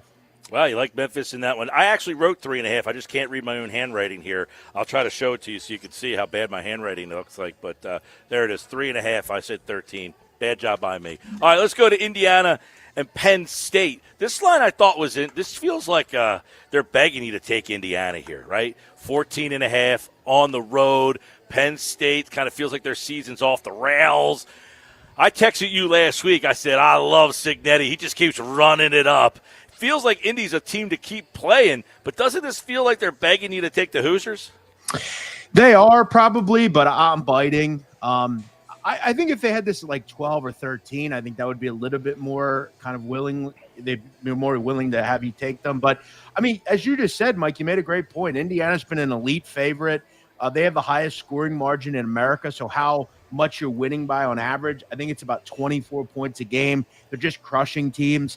And then look, Mike, if you can't move the football, you struggle in the red zone, Indiana will make you pay. They don't allow you to get to the red zone very often, especially you look at Penn State. A young quarterback, he hasn't really looked real good. The run game hasn't been able to get going. And the problem that you have against Indiana is not only are they an elite offense, but they're an elite defense. You've got an elite run defense. I don't know how this is much different than the Ohio State game last week, Mike, for Penn State. I mean, that one was in Columbus. I don't know if being at home is going to change much. I still thought this number should be 17, 18, maybe even north of that. I'll still, if I'm a sucker here, so be it. Give me Indiana. I agree with that. I like everything you said. I love what Indiana's doing. I just feel that number is like, take Indiana, take Indiana. Penn State hung in there for a half last week. Indiana, huge winner last week against Maryland. Got the damn coach fired. Just want to point one thing out as well. I mean, Penn State has been dreadful against the number at home. I mean, they've failed to cover in 7 of the last 10 home games, 0-5 over the last 5 home games. I think you need to get to the point and realize that Penn State, not you per se, but people need to get to the point and realize they're just not very good. I mean, they haven't looked good at really any point outside of maybe that Oregon game, but Drew Aller's a significant upgrade over what they have now. All right, Jeff, let's go to a big one, Missouri and Texas A&M. Texas A&M, number 3 in the country. They're favored by 7 on the road at Mizzou. Right now, 90% of the bets placed going to Texas A&M, 74% going with the spread, and 81% are taking the total in this game, 47.5. Which way are you going? Yeah, I think Sharps and, kind of the Joes are kind of in unison here. I don't think anybody believes that Missouri's backup quarterback, Matt Zollers, is going to be able to move the ball. And I don't know why they'd expect him to. I mean, he's not a great quarterback. He's got a lot of learning to still do. This is an elite Texas A&M defensive line. 32 sacks this season in 8 games. That's 4th nationally. This defense has just been terrific under Mike Elko. And the offense has been hard to stop. Martell Reed has taken a step forward. They've got a good run game. They've got 2 very good receivers in Concepcion and Mario Craver. They are the 3rd best team in America to me right now. They continue to set the tone. And look, I think anything under 7, I have a lot of interest in here. I also worry about Missouri. How do they move the ball? They couldn't do it last week, and it's not going to get any easier against, as I said, a very good defensive line. So I think for Ahmad Hardy, it could be another tough day at the office in the run game. I want to put a lot of onus on him to beat me, the quarterback. I don't know that he's capable of that. So I like A&M. I laid the number here. Okay, lay the touchdown in that one. Texas A&M, that should be a good game. San Diego State, Hawaii. Hawaii right now, 6.5-point home dog. 81% going towards San Diego State. 62 on the spread, 67 taking the total against the Rainbows. Yeah, I don't know if people just don't really understand the San Diego State team yet. Maybe they're not really willing to back them, but I didn't really understand this number. I think this should be a little higher. Yeah, you got to go out to the island, but Hawaii can't stop anybody, Mike. I mean, this team is dreadful on defense. San Diego State, a top 10 pass defense. The quarterback's been good. They've been really a quality team under Sean Lewis. Just an elite defense. Haven't allowed more than 10 points in 3 games. Last 3 games, they've allowed 10, 0, and 7. Just impressive. They allowed 3 earlier this year to Northern Illinois. Shutout Cal. This is one of the best defenses you don't know about. Hawaii is good on the island, but I'm willing to back SDSU on the road, anything below a touchdown. They do have a big look-ahead game, which is a little concerning to me, but I'm willing to think that defense can do its thing, and they're a significantly better defense than what Hawaii is going to throw out there. Give me Jaden Denegal and San Diego State -6.5.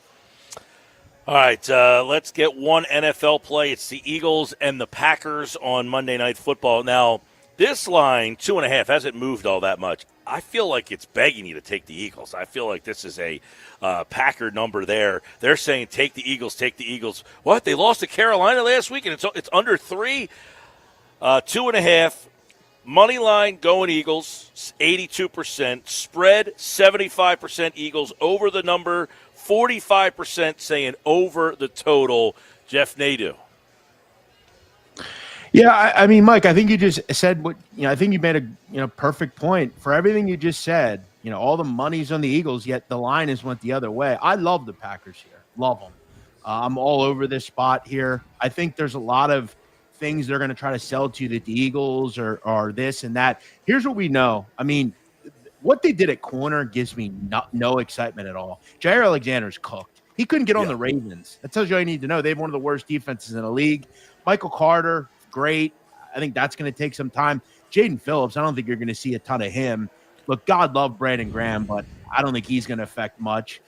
We still have seen at times an inconsistent offense. Now you got to go on the road and take on a team who, in the eyes of fans and bettors, just lost to Carolina. They can't be very good. They still have Micah Parsons. This is still a very good defense. This is still a really good offense, and they're at home. Give me the Pack. I played them on the money line here. I'm not worrying about the 2 points. I like the Packers. I think they get the job done here and beat the Eagles. It wouldn't be a bad loss either. Packers are a good team. Give me Green Bay. All right, likes the Packers on a money line there. Jeff Nadeau's favorite plays of the week, of course, here on the Sports Pass Live, 97.3 ESPN. Start of college basketball season. You got a favorite? You got a basketball game you got tonight? Wow, tonight. Well, I feel like when you were doing the when you did the Barstool boxing night, you just threw out a random. What was that? St. Bonaventure? Was that your play?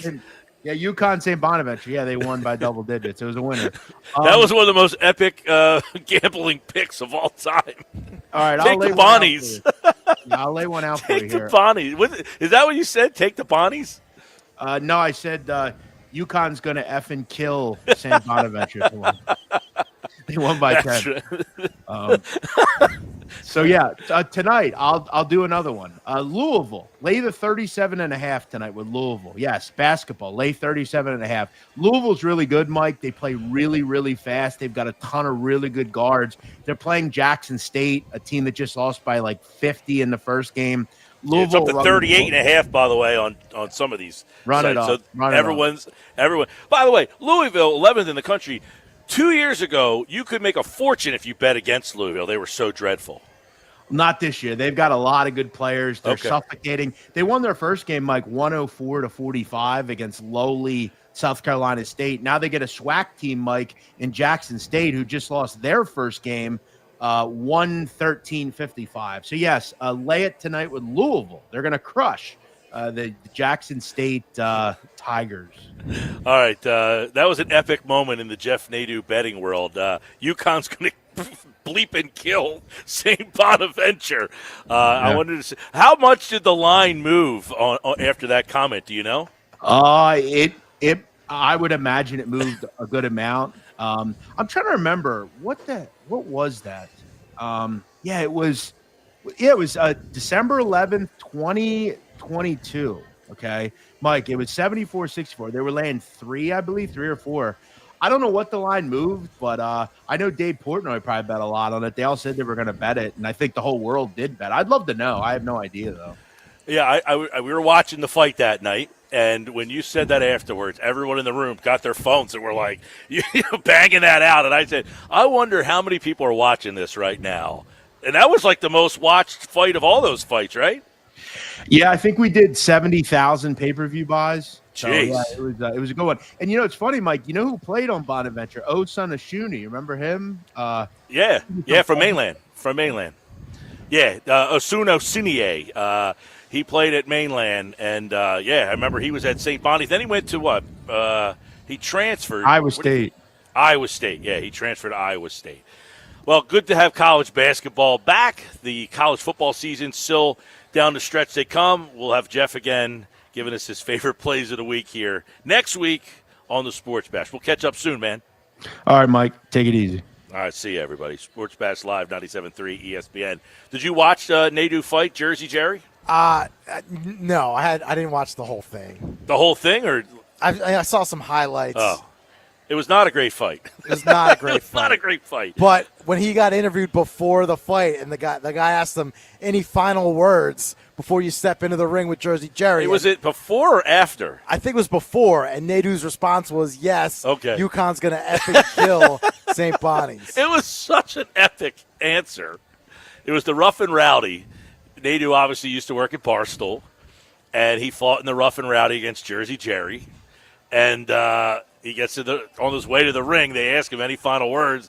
He says, yeah, UConn's going to effing kill St. Bonaventure. And they did. And he's awesome at college football, but college basketball is his bread and butter. When his college basketball picks are outstanding. All right, everybody, we're live It's where the players go, Chickies and Pete's in Atlantic City. We're back with the unsportsmanlike moment of the day. We got football at 4. We got one thought every game. Keith Smith tonight talks a little Sixers and NBA. Stick around.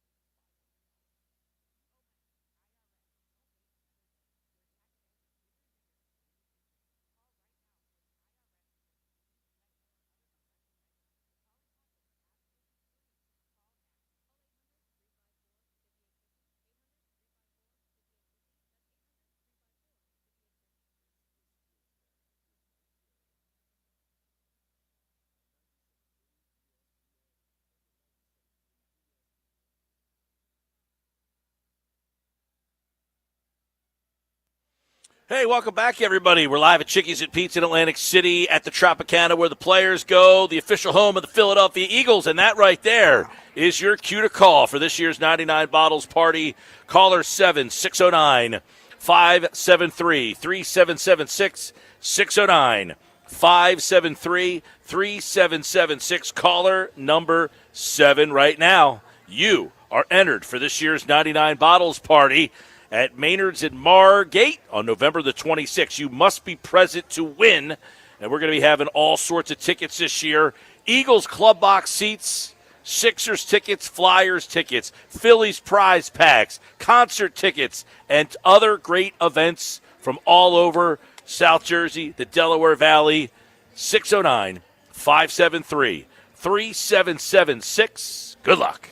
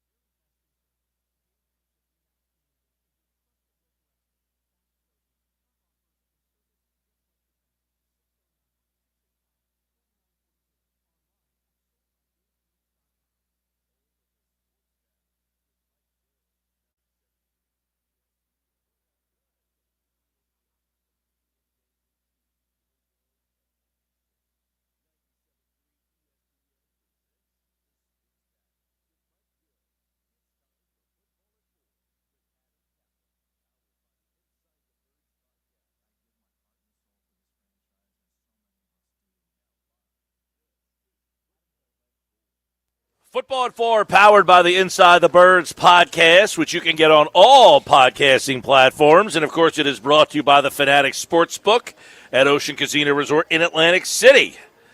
Adam Kaplan is in the house today.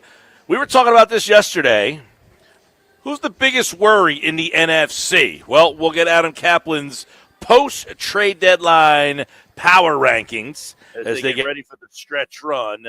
How do these teams stack up behind maybe the Philadelphia Eagles? We'll see who's at the top of his power rankings as the Eagles have now, and all teams have made their final moves before the end of the season. And let's see how they all stack up here as we bring in Adam Kaplan from the Inside the Birds podcast here on a Thursday edition of Football at 4. Adam, what's going on, man? Yeah, good to talk to you. I know we usually do this Friday. So, and by the way, the Eagles won't have their injury report for a couple hours because they're practicing later, which they've been doing in recent weeks, Mike. So that just get used to the injury report coming out later. But yeah, look, I thought it was a good time to post deadline, as you said. You cannot make any more trades. You could sign straight free agents, but there's no more trading.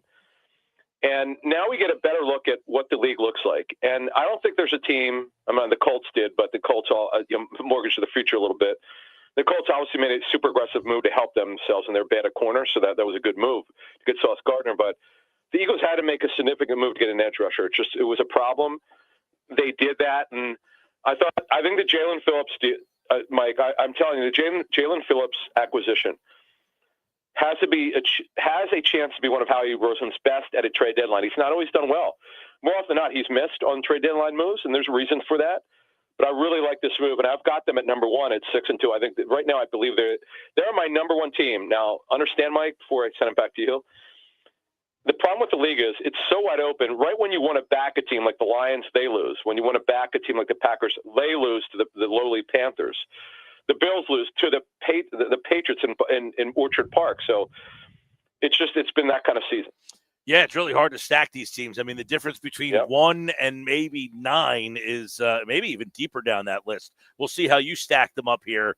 You got the Eagles, you said, at number 1. We asked yesterday our listeners, which team worries you the most? You know who number 1 on that list was the Rams. Number 2 was Seattle. Our listeners are actually more worried about Seattle than some of the other teams. I was a little surprised by that. Who's the team behind Philadelphia for you? Well, I've got the Bucs. Now, here's the thing. The Eagles handled them for 3 quarters, as you know, in Tampa. It's amazing how when you have your players, you actually could dominate Tampa. Because, the Eagles, historically under Sirianni, they've had some bad games against Tampa, but they also had some players out. So, yeah, the Bucs, look, they're going to get Mike Evans back, they believe, before the end of the season from his collarbone injury. Now, Chris Godwin, unfortunately, he's had this fibula problem. That's a concern. They're a little bit beat up, but they're still 6-2, Mike. They've been able to weather this injury storm. I've got them at 6-2. Now, remember, this combines both conferences, the AFC and NFC. Mm-hmm. This is not, by the way, a strong year for the AFC because of the Chiefs' problems. So I don't have an AFC team in my top 2. I've got the Bucs at number 2, though the Seahawks were my breakout team. I didn't have them win division, but I had them as a wild card team this season. All right, so Eagles, Bucs. I think some people might be surprised by the Bucs up there, but there's a lot of parity. There's a lot of guys, teams that you can all have debates on. Who do you like after Tampa Bay? Yeah, this is tough. I thought about having the Rams anywhere from 2 to 5, but the Bills. I know the Bills lost at home to the Patriots. The Patriots have been the biggest surprise in the NFL by far. Although the Patriots, they need to prove it over the second half when their schedule gets harder. But I have the Bills here because Sean McDermott's a good coach. I know in the playoffs, they've had some problems, but we're just talking about where the teams are now post-bye. I know they didn't make a trade. They looked at a couple things. Receiver was one of them, as you understand it. But the only thing that I have a problem with the Bills is, actually, two, their pass rush and their cornerback situation. They've gotten away with, they're a heavy zone team, which they've been under Sean McDermott for many years. They get away with it. Christian Benford, you might remember from Villanova, it's a decent corner. Their pass rush has been a problem. And that, to me, is going to keep them from winning a Super Bowl. But they're still a very good team. And obviously, with Josh Allen and James Cook, they could score a lot of points. Okay, so first AFC team on the list. You got a run of NFC teams that everybody is kind of packing in that same little area there. So who's the next of the group behind Philadelphia and Tampa Bay? Yeah, so I've got the Rams there. Look, they they handled the Eagles for three quarters. I mean, they just really handled them, beat them badly, and then Rams choked the lead. Give the Eagles credit for finding a way to come back like they did was incredible. The Rams are just a good team, but the Rams have not stacked up well against the Eagles. They just don't match up well because of their small front. But the bottom line is they're really well coached. They, too, by the way, have a cornerback problem. This is another team like Emmanuel Forbes. You might remember him, skinny Emmanuel Forbes. You might remember him from the Commandos, former first-round pick. There's a total miss. He's actually playing combative football for the Rams. He's a starter. It's hard to believe, but it's true. But I have the Rams at number 4, and clearly they're a good football team. They're always good. It's just can the back end of their defense hold up? All right, this is Adam Kaplan's power rankings after the trade deadline. Rams at number 4 and top 5. Let's round that out.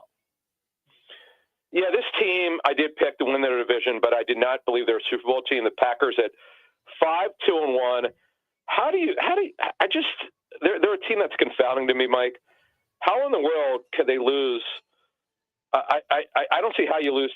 I don't see how you lose at home to the Panthers. The Panthers can't score. Well, that's what happened. They couldn't score. But overall, Mike, when you look at this team here, the Packers, maybe the NFL's best roster, but sometimes they play down in the competition. Cowboys give up 40. Not good. They're 5-2-1. The Eagles have owned them. They'll play them Monday night. Eagles have played very well against them in recent years, as you know, since Sirianni's become the head coach of the Eagles. And I've got them number 5, and by the way, they have really some significant injury issues right now. We'll talk more about that in another segment. All right, let's look outside the top 5 now, because didn't hear Lions in there, didn't hear Seahawks in there, didn't hear Broncos in there, didn't hear Colts in there. So let's go and check out who's next after that top 5. Lions would have been in it, Mike. It's one of those games last week, Mike. I cannot believe that the Lions got handled. They did get handled. The Vikings did a good job on the road at Detroit, and Detroit's got some problems with the back end of their defense, which showed up. The offense, which had been humming for weeks, kind of leaked some oil last week. I'm a little bit concerned about those Lions. You know, they'll beat up on the Commandos this week, because the Commandos are the most injured team in the National Football League. But, you know, overall, Mike, I've got the Lions at number 6. 6 for the Lions. All right, I'm going to keep an eye on that one. I like the Lions. I've been a little Lions over Packers for most of the year here. By the way, our listeners yesterday thought the Lions were the 3rd team, in that they had the Packers 4th on that list. All right, after the Lions, is it an NFC team or an AFC team? I have the Chiefs, the most overrated team in the National Football League, in my estimation, at 5-4. I don't know why the books have them as the number 1 seed, or the number 1 team at plus 550. I just don't buy it. I've got them at 7, Mike. They're another team it's hard. They're kind of confounding, to be honest with you. Yeah, Chiefs, a lot of people thought after they had a couple wins there that they're like, oh, this Chiefs team's even better than some of the teams in the past. And then they went and lost that game last week, which, by the way, lost to the Bills. Not a terrible loss there. But let's roll down to number 8 on Adam Kaplan's post-trade deadline power rankings. Yeah, this team I felt good about. I picked them to be a playoff team as a wild card. That's the Seahawks at number 8. After that bad game for Sam Darnold to start the season, they've come on. They're playing great football. The scheme is great. Not the most talent in the world, but they execute really, really well. Sam Darnold playing phenomenal football. They're just a very efficient football team, and I like the trade to get Rashid Shaheed. They gave up a lot to get him, but they needed explosiveness. Cooper Kupp is hurt at receiver. They're really, really good, well coached, and you can make a case that we can move them up. But we saw what Sam Darnold did to close last season. It wasn't very good after having his first good season in the National Football League. All right. I think you take a look at so far, we've seen the Rams, the Seahawks. Now we're at number 9. Where is that other NFC West team? The Niners at 9 at 5-3. If not for injury, they would probably be number 1 or number 2, but they're just so beat up, particularly on defense, Mike. Also Ricky Pearsall at wide receiver. McCaffrey's keeping in it. They're hopeful that Brock Purdy will return this week or next week. How about Mac Jones has kind of revived his career, former first-round pick for the Patriots, playing very, very well. This will help Mac Jones, by the way, for free agency. Yeah, he could be like the next Sam Darnold that somebody says, hey, you could be our guy moving forward here. All right, that's it. Round out the top 10 and see who has that 10th spot. Yeah, this is one where I could have put this team anywhere. They are 7-2, but I don't believe in the Broncos. I'm sorry. They should be better in offense. I don't think Bo Nix has played all that well this season. He's been up and down. Their defense is NFL's best in a lot of statistical categories. I've got them in number 10. I just don't believe in them. Look, at 7-2, I got to have them in there, but I'm not big on this football team. Wow, okay. Really good defense. Broncos, I have them winning the West out there. We'll see how the second half of their season goes. But you have them ahead of the South leader. Yeah, look, the Colts have been a shocker to me. I didn't see this come. Them and the Patriots, I just didn't see it. Both are incredible stories. The Colts at 7-2, terrible loss last week. One league source said to me that Daniel Jones looked so bad last week. He looked like a rookie during the loss at the Steelers. It's the only bad game he's had this season. Their hope is that he'll bounce back. They're going to win that division. That's not in question. They're going to be a playoff team, obviously. But I got to see it. And by the way, opposite Sauce Gardner, they're still not very good at corner. Kenny Moore's a great nickel, so that does worry me a little bit. They're good, but do you trust Daniel Jones? I clearly do not. All right, so there's 11, the Colts. Now, we keep doing our who's in, who's out every week, and we are having trouble finding 3 wild card teams from the AFC. Maybe That's not good, 3. Right? Two of them is hard to find. So let's round out the last 3 teams here on your list to see who you like to fill out these last couple slots. Yeah, the Chargers. Look, Jim Harbaugh's a great coach. What's new? They're always hurt. Both tackles are hurt. Slater's out for the season. All it's done. That concerns me. But they still score. If they could protect Herbert, they're going to be good. I debated what to do with the Chargers here, but their defense under Jesse Minter, he's a great defense coordinator. I have them at number 12. So 12 for the Chargers. Last 2 spots here. Any more NFC teams or these 2 AFC teams? No, I have all the NFC teams in. I've got actually 1, 2, 3, 4, 5, 6, 7. I've got my 7. Okay. Yeah, I have 7 that I like, regardless if they win their division or not. But 13, boy, I was hot on this team earlier this season when they had an easy schedule. Now they had a great win. The Steelers did at home against the Colts. They got to play the Chargers on Sunday night. Their defense, I'm told, the problem that they've had on the back end is their communications have been very poor with the scheme, but they played great against the Colts at 13. Now, I take the Jaguars out. I'm putting the Patriots number 14. They've been my shocker. I still believe the Bills will win the division. They'll be a wild card. I'm kicking the Jaguars out. Now, again, someone's got to win that division, that awful division. And, yeah, they'll get in because they'll win the division, but they're not one of my top 14 teams. I'm putting the Patriots at number 14. I believe reality's going to hit them. I'm worried about them in the second half. I can't believe how good they are. Boy, coaching matters. If you look at that roster, you go, how is this team so good? Well, coaching matters. It's super important. And, look, they got to play at Tampa after being home 3 weeks in a row, or 3 out of whatever their crazy schedules they've had. So the bottom line is they still got to play Buffalo. They got to still play Baltimore. Baltimore's going to get better. They got to play Tampa. So look, they're getting the Patriots will get in. They're just not. They're going to get in as a wild card. They're my 14th team. Yeah. So you like the Pittsburgh Patriots? Those teams better than you like. It sounds like Chicago 5-3, yep. Minnesota 4-4, Carolina 5-4.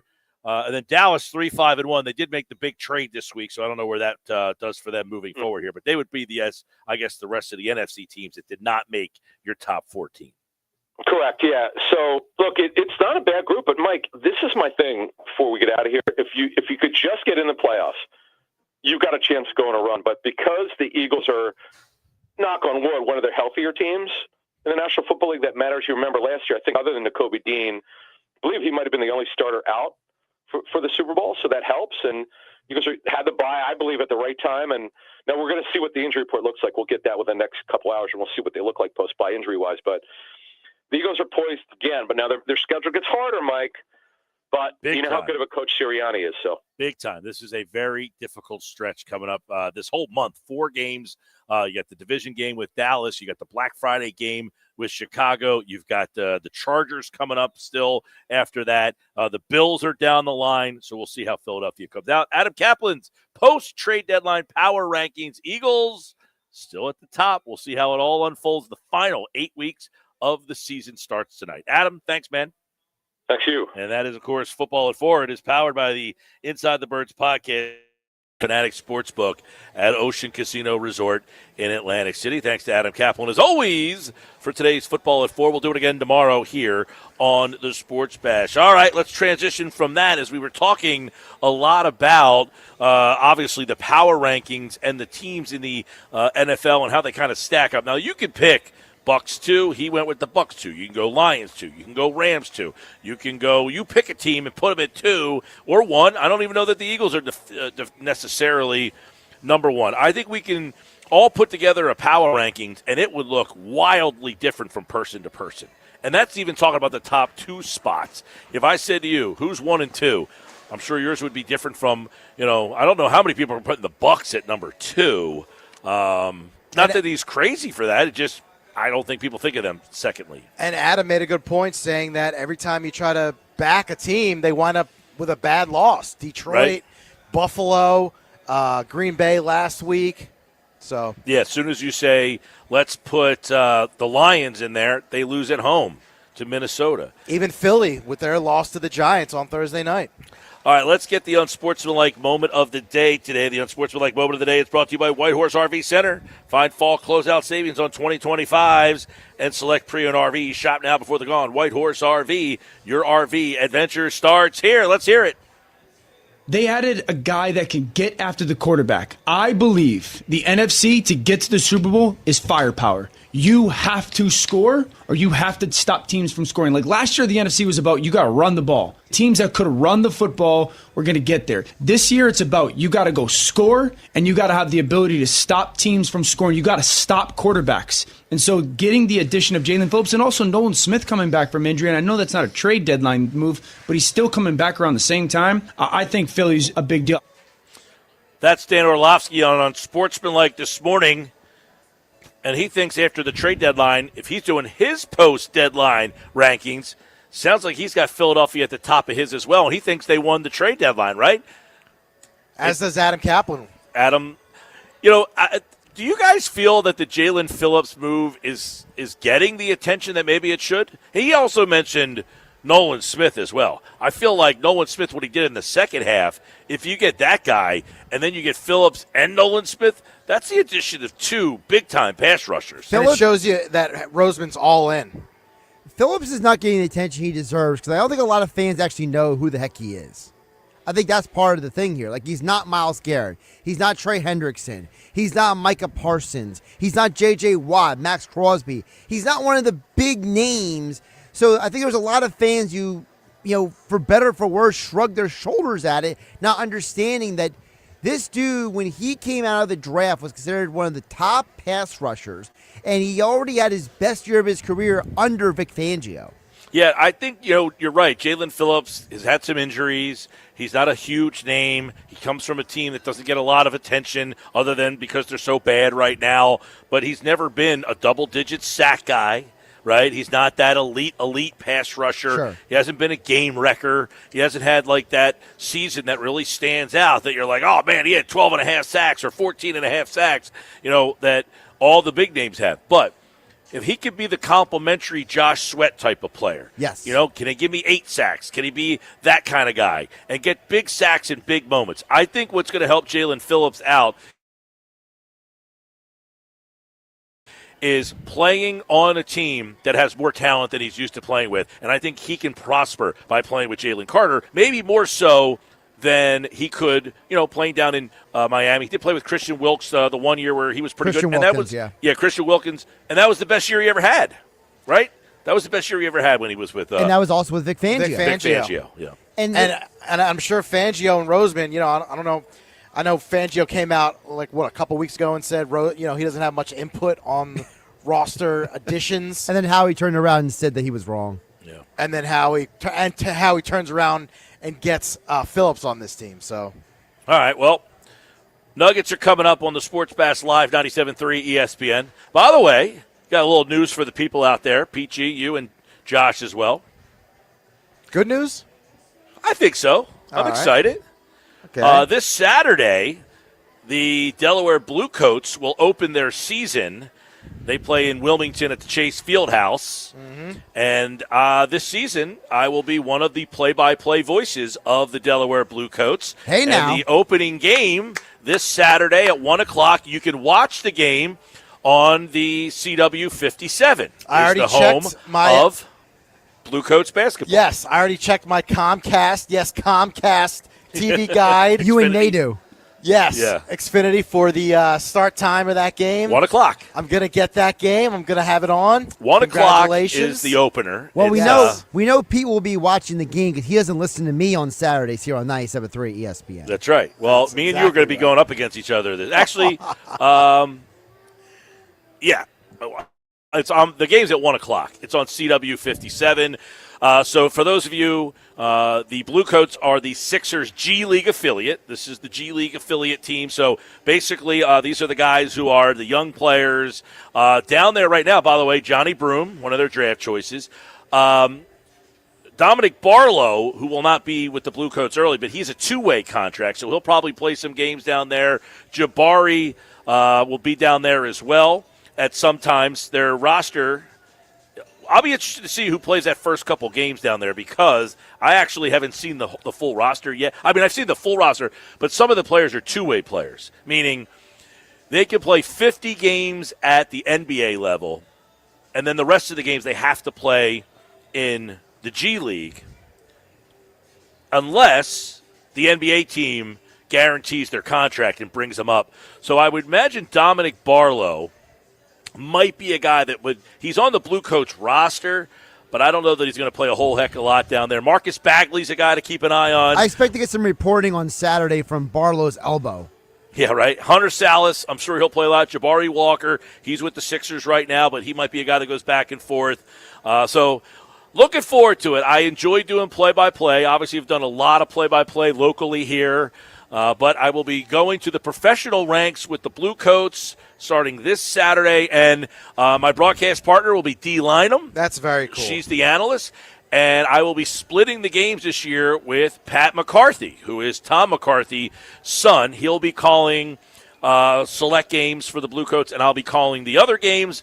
I will be calling the opener this Saturday at 1 o'clock on the CW 57, and select games will be on NBA TV and ESPN Plus this season. And the Bluecoats were actually G League champions a couple years ago. So Yeah, there you go. 2023. Yeah. Hey, it's great basketball. A lot of these guys, trying to get to the Sixers, trying to get to the league. So we'll keep you up to date. 1 o'clock Saturday on the CW 57. It's the Bluecoats. Guess who they're playing? The Knicks. Westchester Knicks. Westchester Knicks. There's Jalen Brunson on the TV over there. Hey, we're live at Chickies and Pete's, and when we come back, Knicks Nuggets are on the way. Don't go away.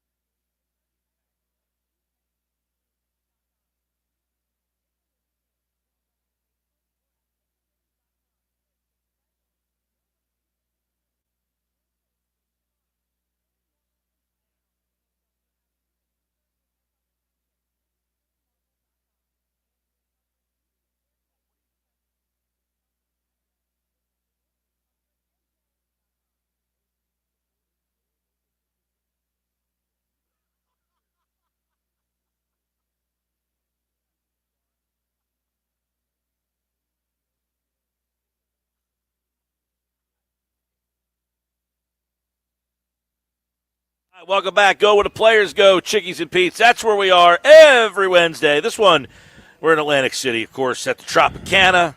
This is a great day to be up here. You come to the Teachers Convention. Place is packed, rocking and rolling for the game tonight. Also, don't forget, they got the Flyers tonight right here. You can listen to the game on Rock 104.1 or watch the game. Enjoy happy hour at Chickies every Monday through Thursday, 4 to 6, $3 domestic, $6 ready-to-drink cocktails, seltzers, $6 Tito's, plus half off some of the Chickies food favorites. Go to chickiesandpete's.com for locations and game day reservations. Go where the players go. Watch the Flyers, Sixers, all right here for the best in-game experience at the #1 sports bar in North America, Chickies and Pete's. All right, let's get into it. Today's Nuggets. Nick Earnshaw is back for another edition of Nick's Nuggets here on the Sports Bash Live on 97.3 ESPN. All right, Nuggets, what's going on, man? What's going on, Mike? First, I want to extend my congratulations to you. Can't wait to tune in on Saturday to the Blue Coats game, one of the newest voices of the Delaware Blue Coats. So congrats to you. I can't wait to listen all season long. Another guy who won't be listening to Hanging with Hennig on Saturday. Well, you can do both. You can do both, Josh. That's why, the whole point is you can bring 97.3 into the home. Yeah, doesn't just absolutely. have to be a radio. Yeah, so congrats again. Once upon a time, I interned down there, so enjoy it. D. Lynham is fantastic. Can't wait to listen to both of you guys on the call. Just think, Josh, from noon to 1, if you're entertaining enough, maybe they won't want to flip off the channel. With that, all right, let's get roasted. Let's get into the Nuggets. All right, here we go. Nugget number 1. I want to talk about the Sixers, and we mentioned the Blue Coats. Talk about the 76ers. Right here, and Nick Nurse, okay? Last night, he had an interesting quote after the game. He kept his starters in for a little while, and I want to read this off to you.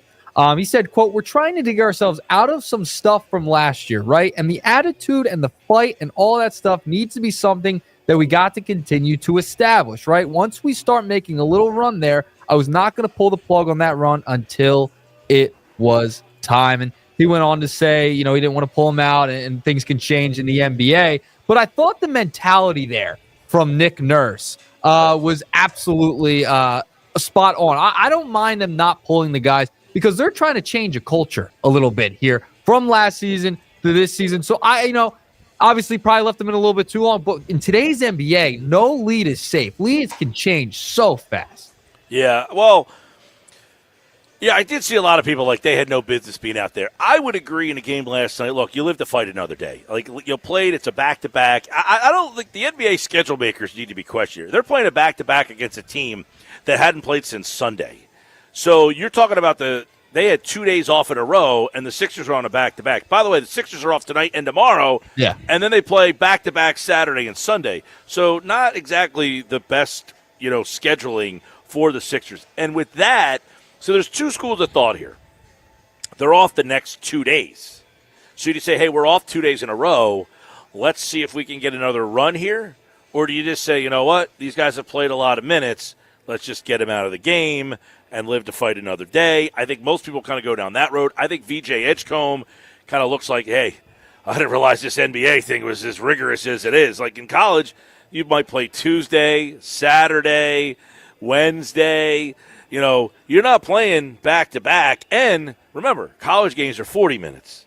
Now, these games 48 minutes. Yep. He's playing a lot of minutes early on back-to-back. He looked like he was shot last night. This guy who's jumping all over the place, he couldn't get anything going last night. So I would have said, let's live to fight another day. That was kind of a scheduled feeling kind of loss, back-to-back, on the road. I was wondering why he was. My question is, why hasn't Nick Nurse? He said that this, happened last year. Why haven't you fixed it? Why is this carried over? An entire offseason, new players. Why hasn't he fixed whatever he was talking about? This third quarter problem. Yeah, it's been an issue, especially all this year so far. They have struggled coming out of halftime. But listen, the Sixers. I think overall, I like that quote though. Not taking them out. Now, you got to watch their minutes as they go. I mean, it's still very early in the season. But I like that the culture's a little bit changing, right? Like that they want to continue to fight, grind. But you can't come back all of the time, right? Like you can't dig yourself this hole and then have to get yourself out of it every single time you're playing a basketball game here. They're going to have better third quarters so they get into the fourth and they could just cruise and get these guys some rest in the fourth. But today's NBA is just so crazy. I mean, they had a 24-point lead against Chicago the other night and couldn't hold that. They blew that, yeah. I know, and they lose a game where if you win that game against Chicago, you wonder if last night he would have taken the foot off the gas a little bit and said, hey, listen, instead of dropping to 0-2. That being said, I do think he's got to understand that, hey, we've got a long way to go. Yep. And now all of a sudden, I mean, you're 5-1. You were a second, 3 seconds away from being 6-1. Yep. Now all of a sudden you're staring at the possibility you play two teams this weekend. Toronto's, they're okay. They're middle of the road, probably a play-in team level at best. And then you've got Detroit, who's a number 1 seed possibility. Let's just play along here and say they lose both those games. Next thing you know, you're at 5-5, and the vibes around this team change really quickly. Dramatically. They will change dramatically if they go back down to 500 or under 500 in the next couple of games. It's going to be interesting, to say the least. But I don't mind that from Nurse last night. And I think you bring up a great point. If they win that Chicago game, is he leaving them in? Probably not. But listen, last year they were awful, right? They didn't get, their 4th win until November 22nd last year. So a little bit of a change this year. They got off to a better start. But you don't want to wear these guys out in November. You have so many back-to-backs. Was it 16 or 17 back-to-backs throughout the entirety of the season? You're going to have to rest these guys. And, Edgecombe's still getting used to the NBA minutes. Like you mentioned, it's 48 instead of 40. It's definitely a change. So getting Paul George back, the Joel Embiid crowd who wants to get rid of him, trade him, they're a little quiet today. A little quiet after that loss. Listen, when they get all these guys healthy and they get in kind of a little bit of a groove here with the rotations, McCain getting back every day, Paul George as well. I mean, he's been practicing every day. I don't know where he's at. Wait for him to come back. So when they get those guys in, PG got his knee scoped in July. They're still waiting. So they're still waiting. He's been practicing. He has been practicing, right? Why is he not even ready to be on like a minute restriction? Because I would assume when he comes back, then he's on a minute restriction, and then you're going through that for a while. That's one of the problems I have with the big picture of this team is you got all these guys on minute restrictions and not playing the roles that you ultimately need them to play in. To win championships or to make deep playoff runs, you got to have the continuity of the 82-game season. We've seen teams try to just throw teams together come playoff time with better talent, and it doesn't seem to work.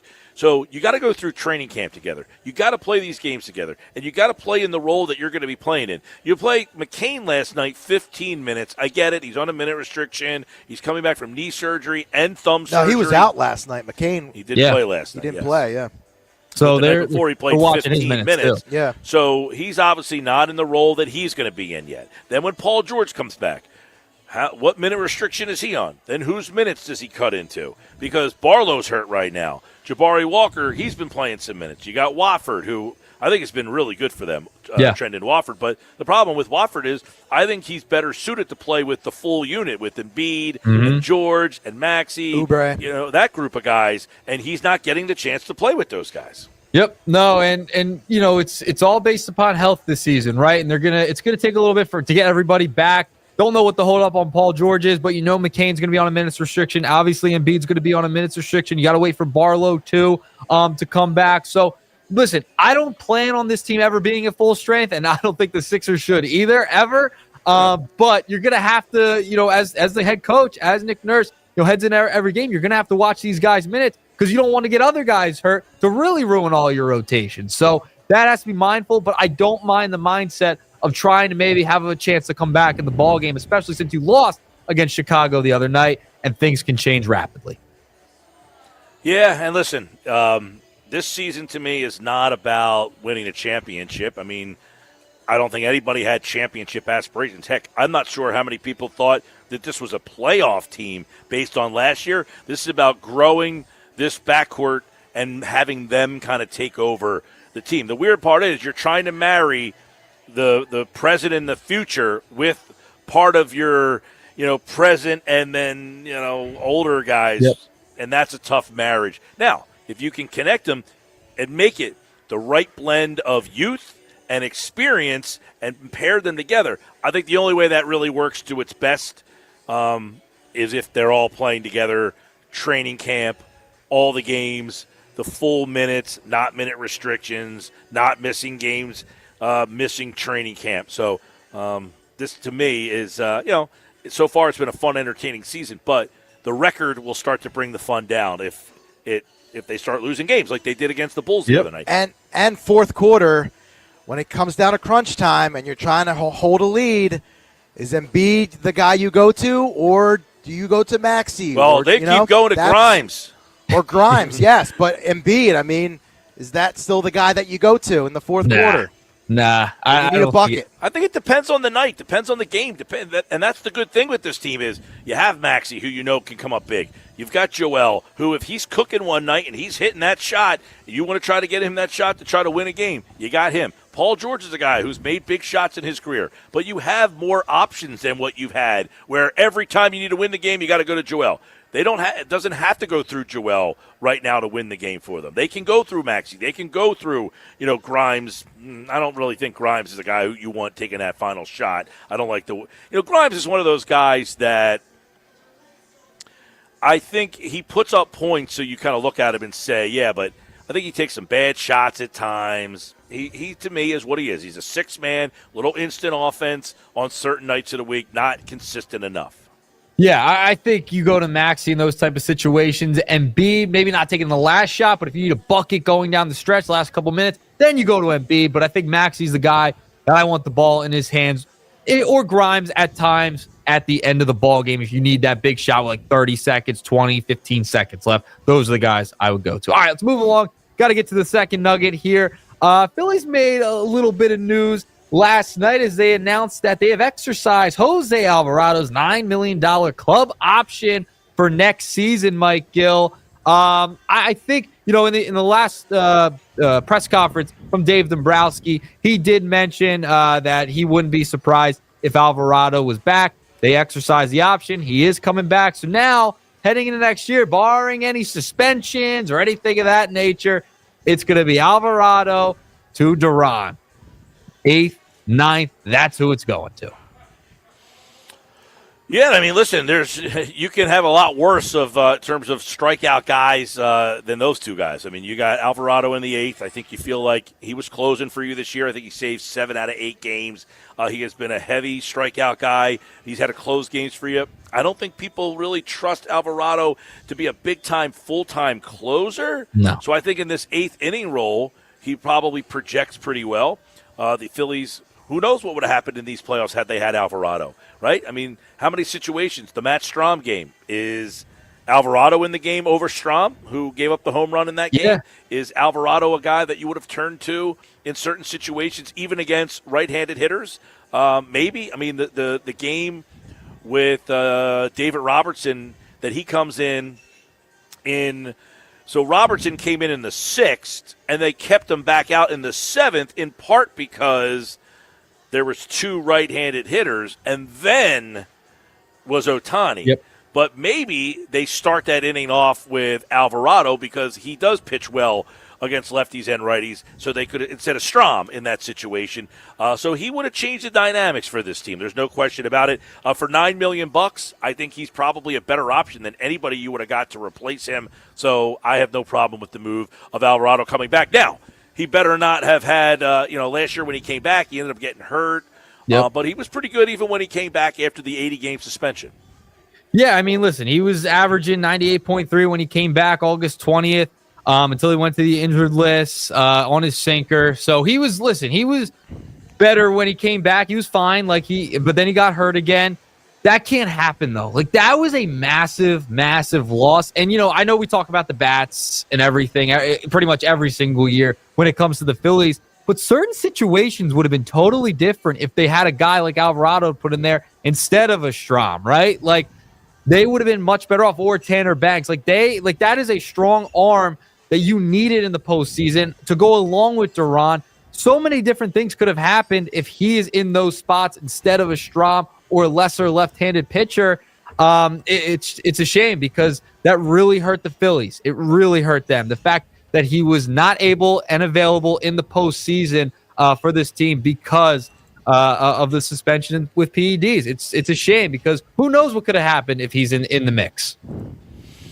Definitely a boost to the bullpen. There's no question about it. And listen, the fact now is you have in the years past you haven't had a back end of the bullpen. Now you have a ninth inning guy and you have an eighth inning guy. Now Strom is back. Kerkering, we'll see what ends up happening there. Tanner Banks, I would bring back Walker Buehler and kind of have him as the fifth starter option or utilize him maybe as a right-handed back end of the bullpen guy because he's a guy like the Dodgers, a starting pitcher who's pitched in big games that I think you can bring in and say, listen, we're going to use you in that role where you're the guy, kind of like Sasaki, where he's a starting pitcher that they move to the bullpen and then you can pitch him for an inning and 2/3 if you have to. Like, I would think about bringing Walker Buehler back, putting him in the battle for the fifth spot in the rotation, and if he doesn't, if you don't like him in that spot, use him in the right-handed, like, seventh, eighth inning role. Well, that's with Taijuan Walker. I mean, they might have to bring him back. He's still under contract. Oh, man. You're going to eat his money, or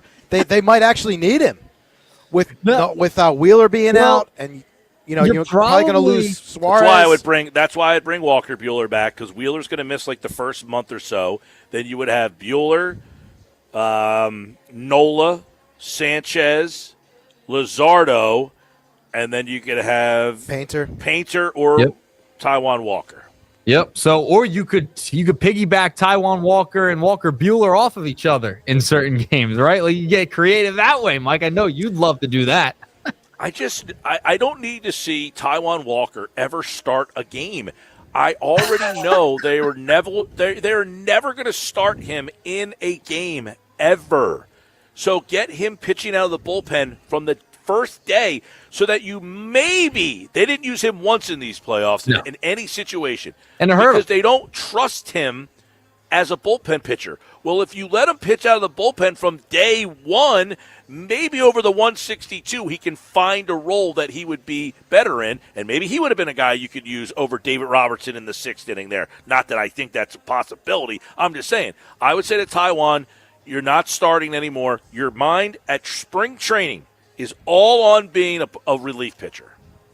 Yeah, I mean, it's going to be fascinating, especially with what happens with Ranger Suarez, right? Like, do we think he's as good as gone with Scott Boras as his agent now? That's going to be an interesting dilemma to look at throughout the hot stove. I'm very curious to see how this shakes out. And Walker Buehler, I wouldn't mind having him come back. He has championship pedigree, right? Bring that guy in. You want him on your roster, and he could be kind of a swingman for you throughout the season. He'd be an upgrade over Taijuan Walker. For some reason, they didn't use Walker Buehler in certain situations last year. So that was mind-boggling as well. They didn't go after. They got this guy, used him in the bullpen throughout September, and then didn't use him in the postseason. That was crazy to me, too. And Taijuan Walker, that's a big miss by Dombrowski. I mean, that $18 million, that could prohibit you from going elsewhere, from signing a corner outfielder or what have you. Well, you can make a strong argument that of all the signings that he's had, it's obviously him and Castellanos, which were two big ones. That's $38 million that could prohibit you from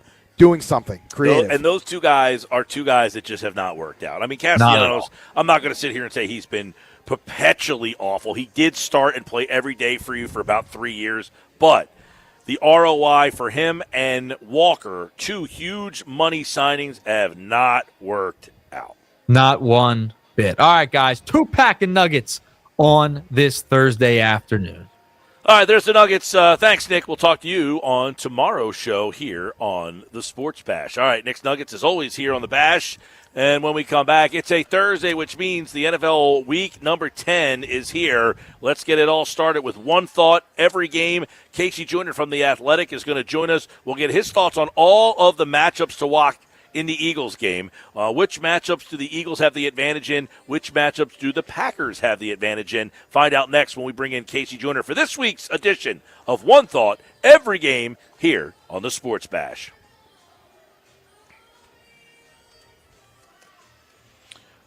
There's your cue to call, and right now I need caller 7, 609-573-3776. 609-573-3776. Caller number 7. You are entered for this year's 99 Bottles Party at Maynard's at Margate. You must Be present to win the annual 99 Bottles Party. It's our biggest party of the year. We give away tickets to go see the Eagles Commanders game, club box seats at Lincoln Financial Field. We've got multiple pairs of Sixers tickets, Flyers tickets, concert tickets, and tickets to other great events all over the Delaware Valley. 99 qualifiers, 99 winners, 99 pairs of tickets. And caller 7, you're in right now at 609-573-3776. Good luck.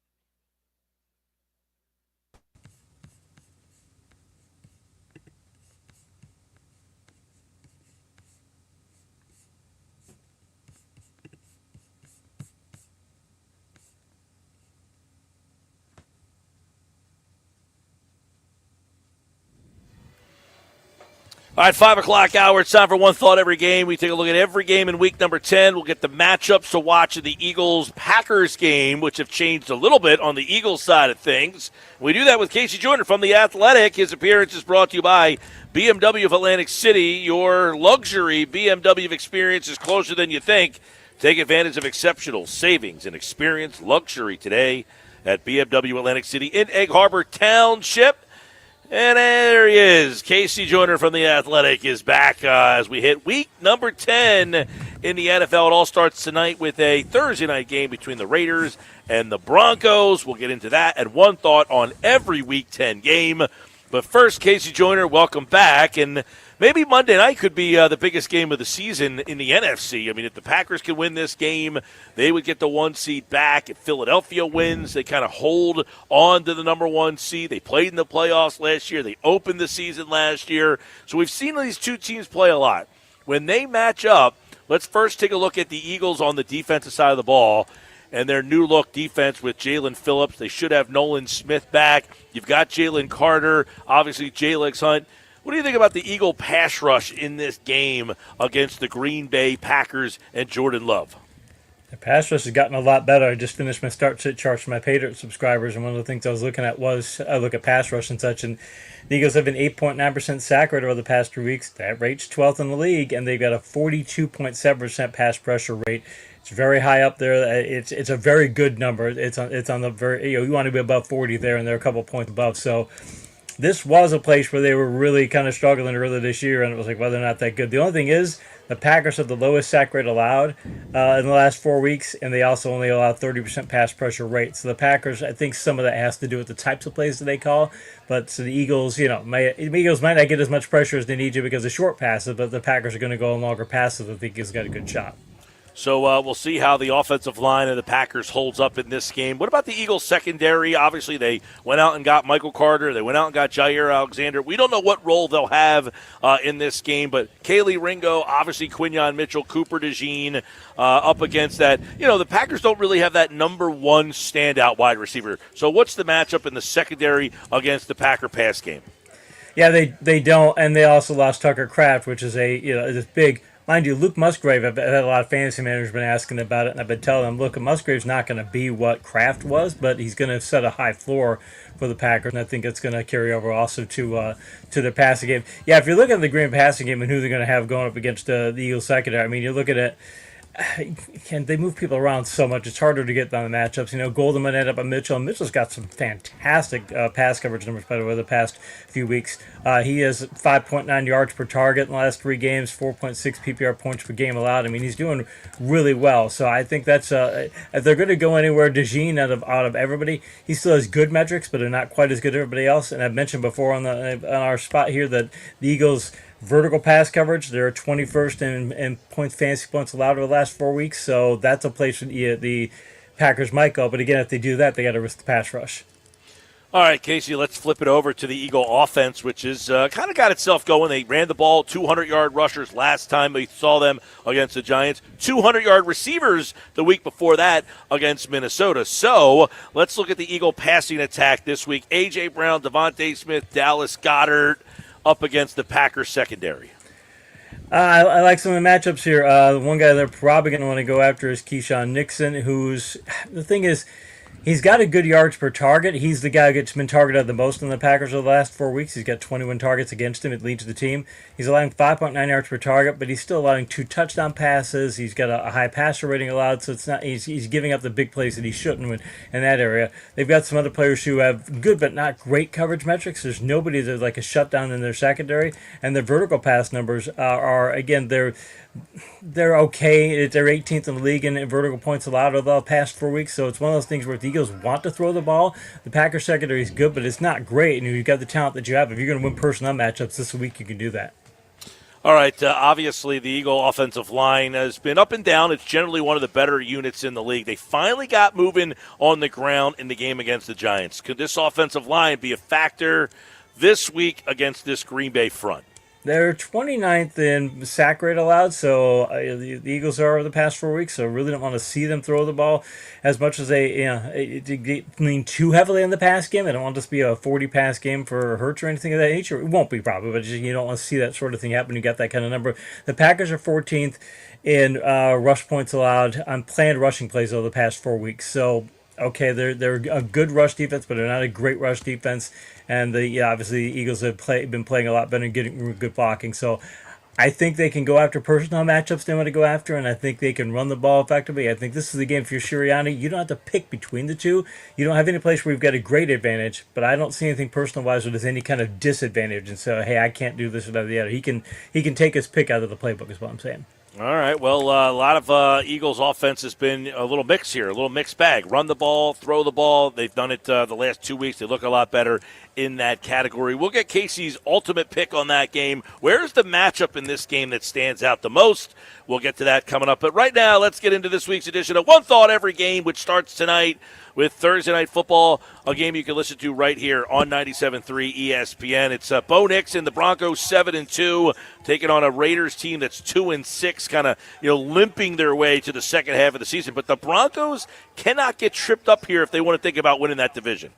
They can't. By the way, they can find all my picks in The Athletic. I do a Confidence Picks article every week, and it's posted now. You can just check them out my page of The Athletic. Broncos, they've got many paths to victory. They beat the Broncos, or they beat the Giants and the Cowboys in high-scoring games recently, but they also won the low-scoring slugfest versus the Jets and Texans. Raiders, they're 2-0 with allowing 13 or fewer points, 0-6 and they allow more than 13 points. I think the Broncos score more than 13 points. I'll take them big. All right, likes the Bronco big in that one. Let's get to the Sunday slate. We're going over to Berlin, Germany first, where the Colts finally slipped up in a game. They're now 7-2. They're taking on a Falcons team that really needs this one if they want to stay in the wild card race. Yeah, they do. And mind you, the Colts, hey, they get Gardner. Now, Gardner fixes one of their coverage problems. They got a lot of coverage problems. They've got a number of coverage metrics where you go, ooh, they've improved a bit of the past few weeks, but it's their Achilles heel, so that really helps. He could probably keep London in check, and the Colts really have advantages all across the rest of the board, so I'll take him, but it's a Berlin game, and Gardner's new, so I'm going to take him, not by a large amount, but take him. I think they win handily. All right, one thought every game. Let's go to the Giants and the Bears. Bears, bounce back off the mat by scoring 47. Their defense got cooked last week, but the Giants, all of a sudden, they are falling apart, 2-7. But if you're the Bears, you cannot get tripped up if you want to think about a wild card spot. No, this is a game where you can't. And mind you, hey, Flacco in that passing game, what the Bengals can get people in the scoreboard shootouts when you've got Chase and you've got Higgins and Flacco just airing it out. You can do that, but I don't think the Giants have that kind of personnel. And the Giants, they've allowed 33 or more points in 3 straight games. They're just a terrible defense. And Chicago, by the way, I think it's under the radar for Chicago. They've racked up 3 or more takeaways in 5 of the past 6 games. They're healthier, too, and they've got better offensive line and defensive front 7 play, so I'm taking the Bears. All right, likes the Bears over the Giants. Bills and Dolphins, one thought every game. Bills on the road. Dolphins a mess. They made a trade. They got rid of Jalen Phillips, but this Dolphins team just seemingly is trying to get to the finish line here. And Buffalo needs this to stay in play for the number 1 seed in the AFC. They beat the Dolphins 7 straight times, 14 out of the last 15, and just by every measurement says that should continue. They've got a better ground attack, stronger pass rush, better pass coverage. And mind you, the Dolphins trading their players, it's telling their players, okay, our season's done. If you're doing that, you're sending a message that, hey, if you're one of the teams trading people, you're like, hey, our season's finished. Which the Dolphins players probably already knew that. But the thing is, the only thing that makes me a little concerned for Buffalo, it's a week following that Kansas City game, big emotional game. Do you have a letdown? It's on the road at Miami. I still think the Bills win. I think it could be a little bit closer than people expect just because of that factor. 9.5, Buffalo's a road favorite in that game. How about a road favorite? Baltimore over Minnesota. Baltimore's a 4.5-point favorite in this game. Well, Lamar's back. They won last week. The Vikings, though, had maybe their biggest win of the season, and they're back in the wild card mix here. So a big win for Minnesota last week. Baltimore kind of saved their season. Baltimore needs this, and so does Minnesota. Yeah, Baltimore's going to have to step up because last week showed that Kevin O'Connell, it's hard to outcoach him. And Kevin Flores, or Brian Flores, it's hard to outcoach them. They're very good. And they've got some talent on that team, and McCarthy could do certain things. They can find certain things that he can do. I just keep thinking, though, the Ravens, they thought their season was. It seemed like they thought their season was over. Jackson's hurt. You don't know he's going to come back, and they were playing that way. Since he's come back, it looks like the old Baltimore team. But having said that, it's at Minnesota, and the great coaching from Minnesota thinks I'm going to pick Baltimore to win, but I think it's going to be really close. A lot of purple in that game. Of course, you can listen to that game here on 97.3 ESPN. Browns and Jets, these two teams playing out the string, and the Jets decimated their team even more by trading off a couple of pieces. Quinnen Williams gone, Sauce Gardner gone as well. The Browns, obviously, they are struggling. So this one here, no one wants to win, right?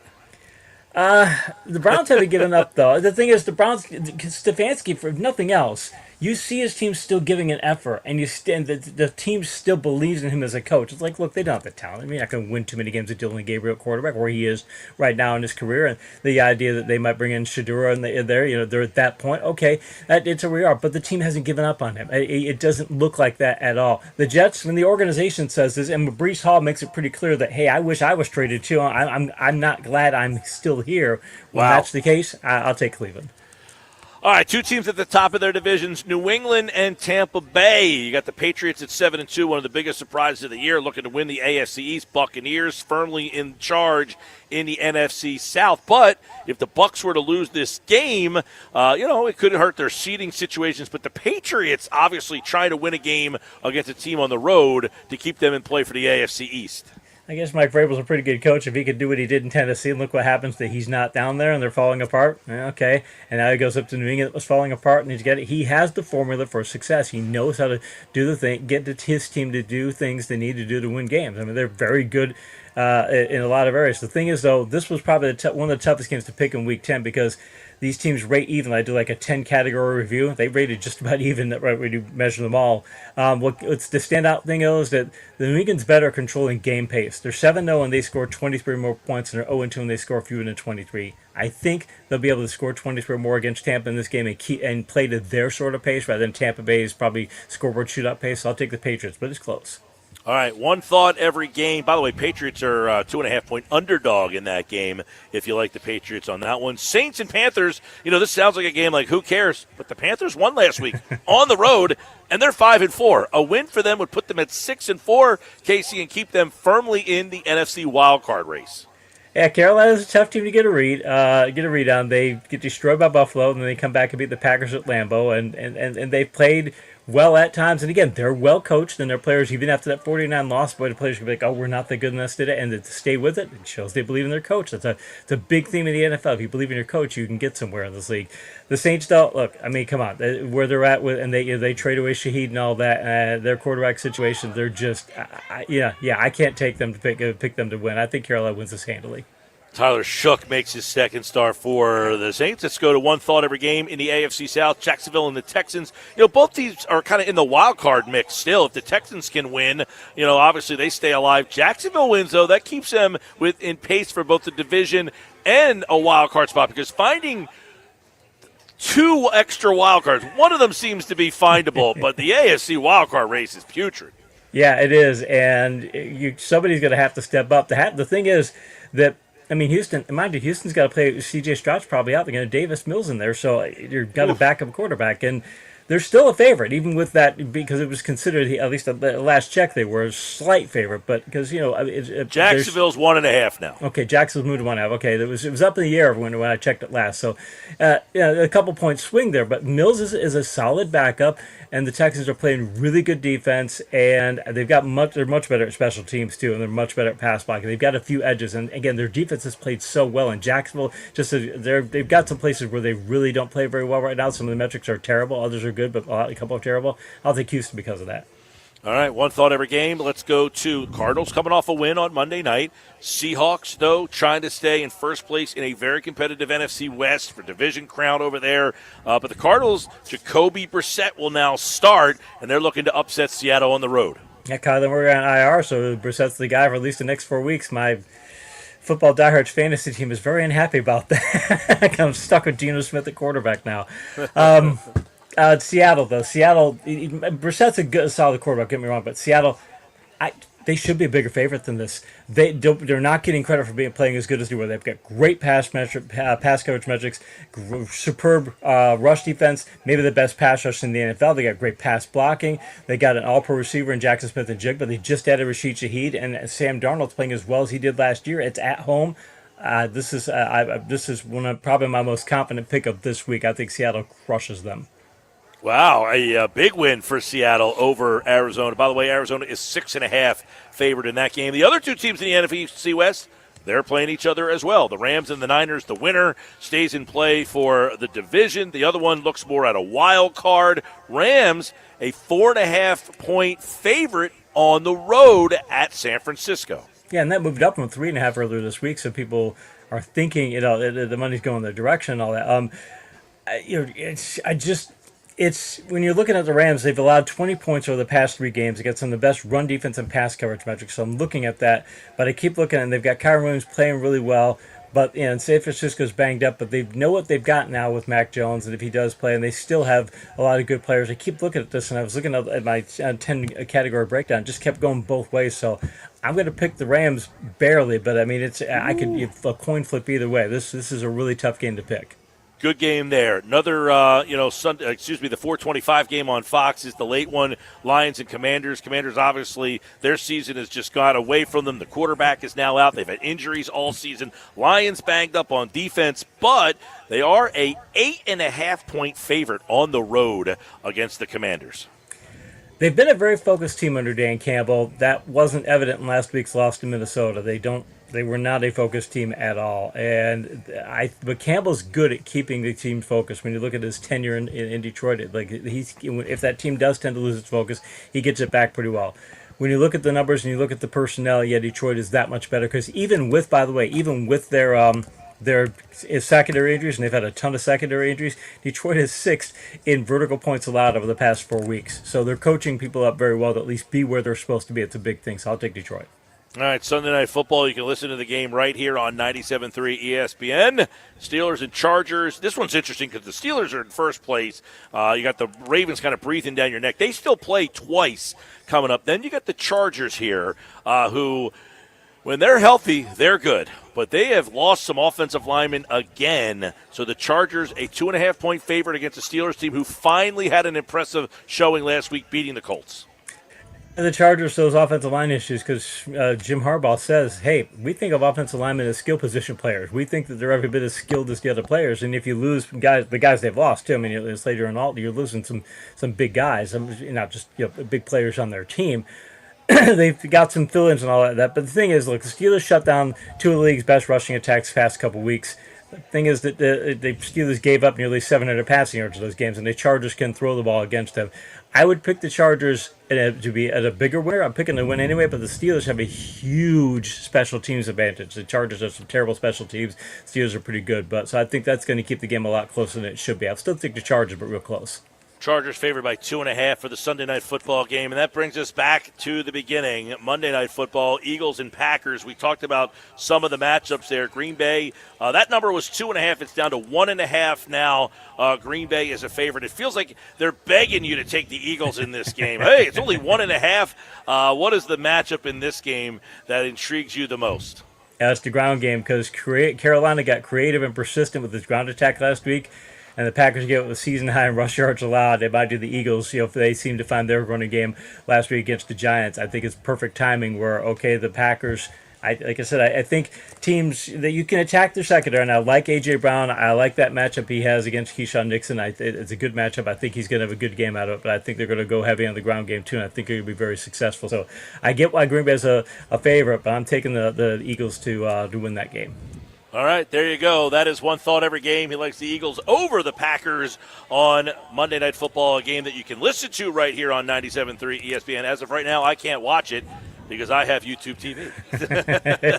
So hopefully they get this thing fixed by NFL Monday Plus, night. sir. NFL Plus. You can watch your local channel on NFL Plus. I did it last Monday night. You could watch the local ABC channel. I was able to see the game even though we didn't have on NFL Plus, you can watch it if your local team plays? Yeah, if you have NFL Plus, you can watch it if your local team plays. Yes, or at least that's what it is down here. So I was able to watch Monday night last night.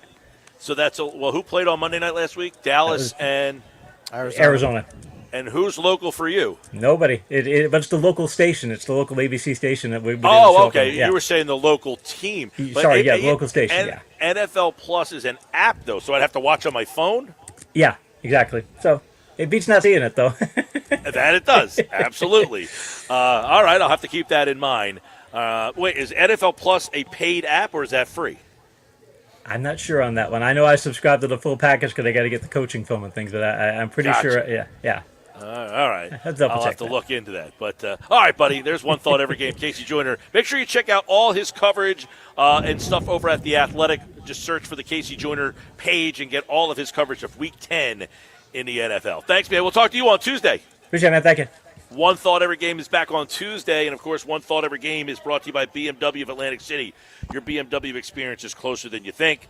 Take advantage of exceptional savings and experience luxury today at BMW of Atlantic City in Egg Harbor Township. Keith Smith's going to talk a little NBA Sixers with us coming up in just a little bit. Did you guys see this story? You guys know one of the top recruits in the country, right? AJ DeBansa from BYU? No. Okay, so he goes to BYU. He's one of the top recruits in the country. Correct. And this is kind of like a big deal. Like the guy picks BYU, not exactly. He's the second big recruit to choose BYU recently as well. Exactly. Well, he just got suspended for the first half of the game because he broke the university's church educational system honor code. Oh, no. Do you have any idea what he did? Drank coffee. Drank Josh? alcohol. He used profanity in practice. That's Cannot even do. more ridiculous. Cannot do if you're at BYU. Just think about that, everybody. The discipline that they have to show, that if they miss a shot or something, you can't just be mad and be like, bleep. If you do, you're suspended. I can't believe this is the first time I've ever heard that, though. I mean, I've never heard that before. Fudge. See. I mean, come on. Like, are you kidding me? I cannot believe that. Like, we've never heard that before. No one has ever been suspended for that. Like, maybe I'm they sure have. somebody has. Maybe it's just because he's so high profile. Or maybe it's because of the fact that he's just, in today's modern age of everything being reported the way it is. Well, I will tell you this. I have trouble believing Jim McMahon didn't curse. I will say this. You talk about tanking in the NBA, and people are like, they put that rule in a couple of years ago, like where they try to prevent the tanking. Right. Guess what? It's not going to work this year. Right? It's not going to work this year. You've got the Nets are awful. Now, the Pelicans are tough as a tanking team because they traded their first-round pick away to get Derek Queen. But let me tell you right now, you are going to see teams tanking away this year because this draft is absolutely supposed to be loaded at the top. By the way, I want to tell you really quick, Mike. Yeah, I know the Boozer boys, right?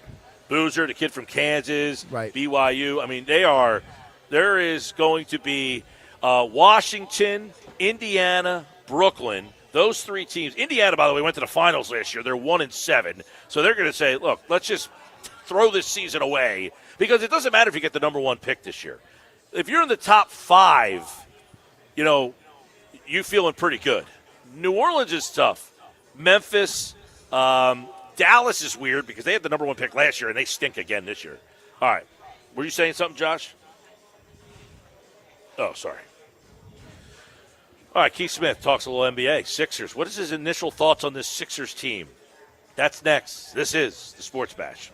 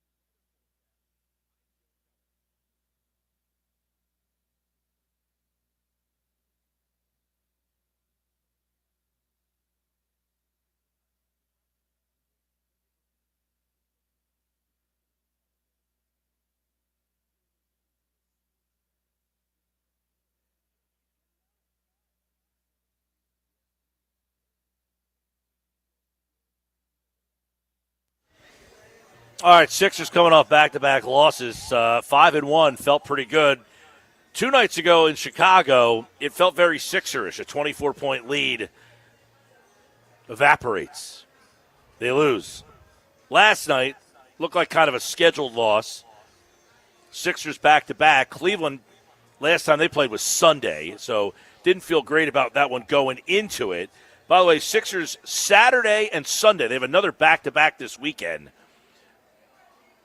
The NBA gods not liking them so far with the scheduling this last couple of weeks. But what have we learned about this team 10 games in? They played the Celtics twice. They'll play the Celtics again next week. Let's bring in Keith Smith, SpotTrack.com, longtime NBA writer, joins us right now here on the Sports Pass Live, 97.3 ESPN. Keith, welcome back, man.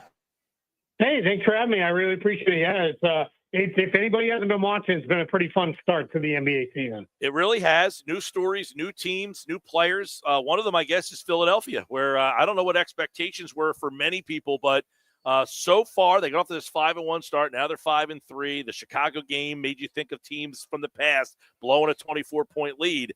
But obviously, I think their guard play and the backcourt has been kind of an emerging story for them. What is your overall take? You've seen them probably at least twice in those Celtic games. What is your thoughts on what they look like so far through 10?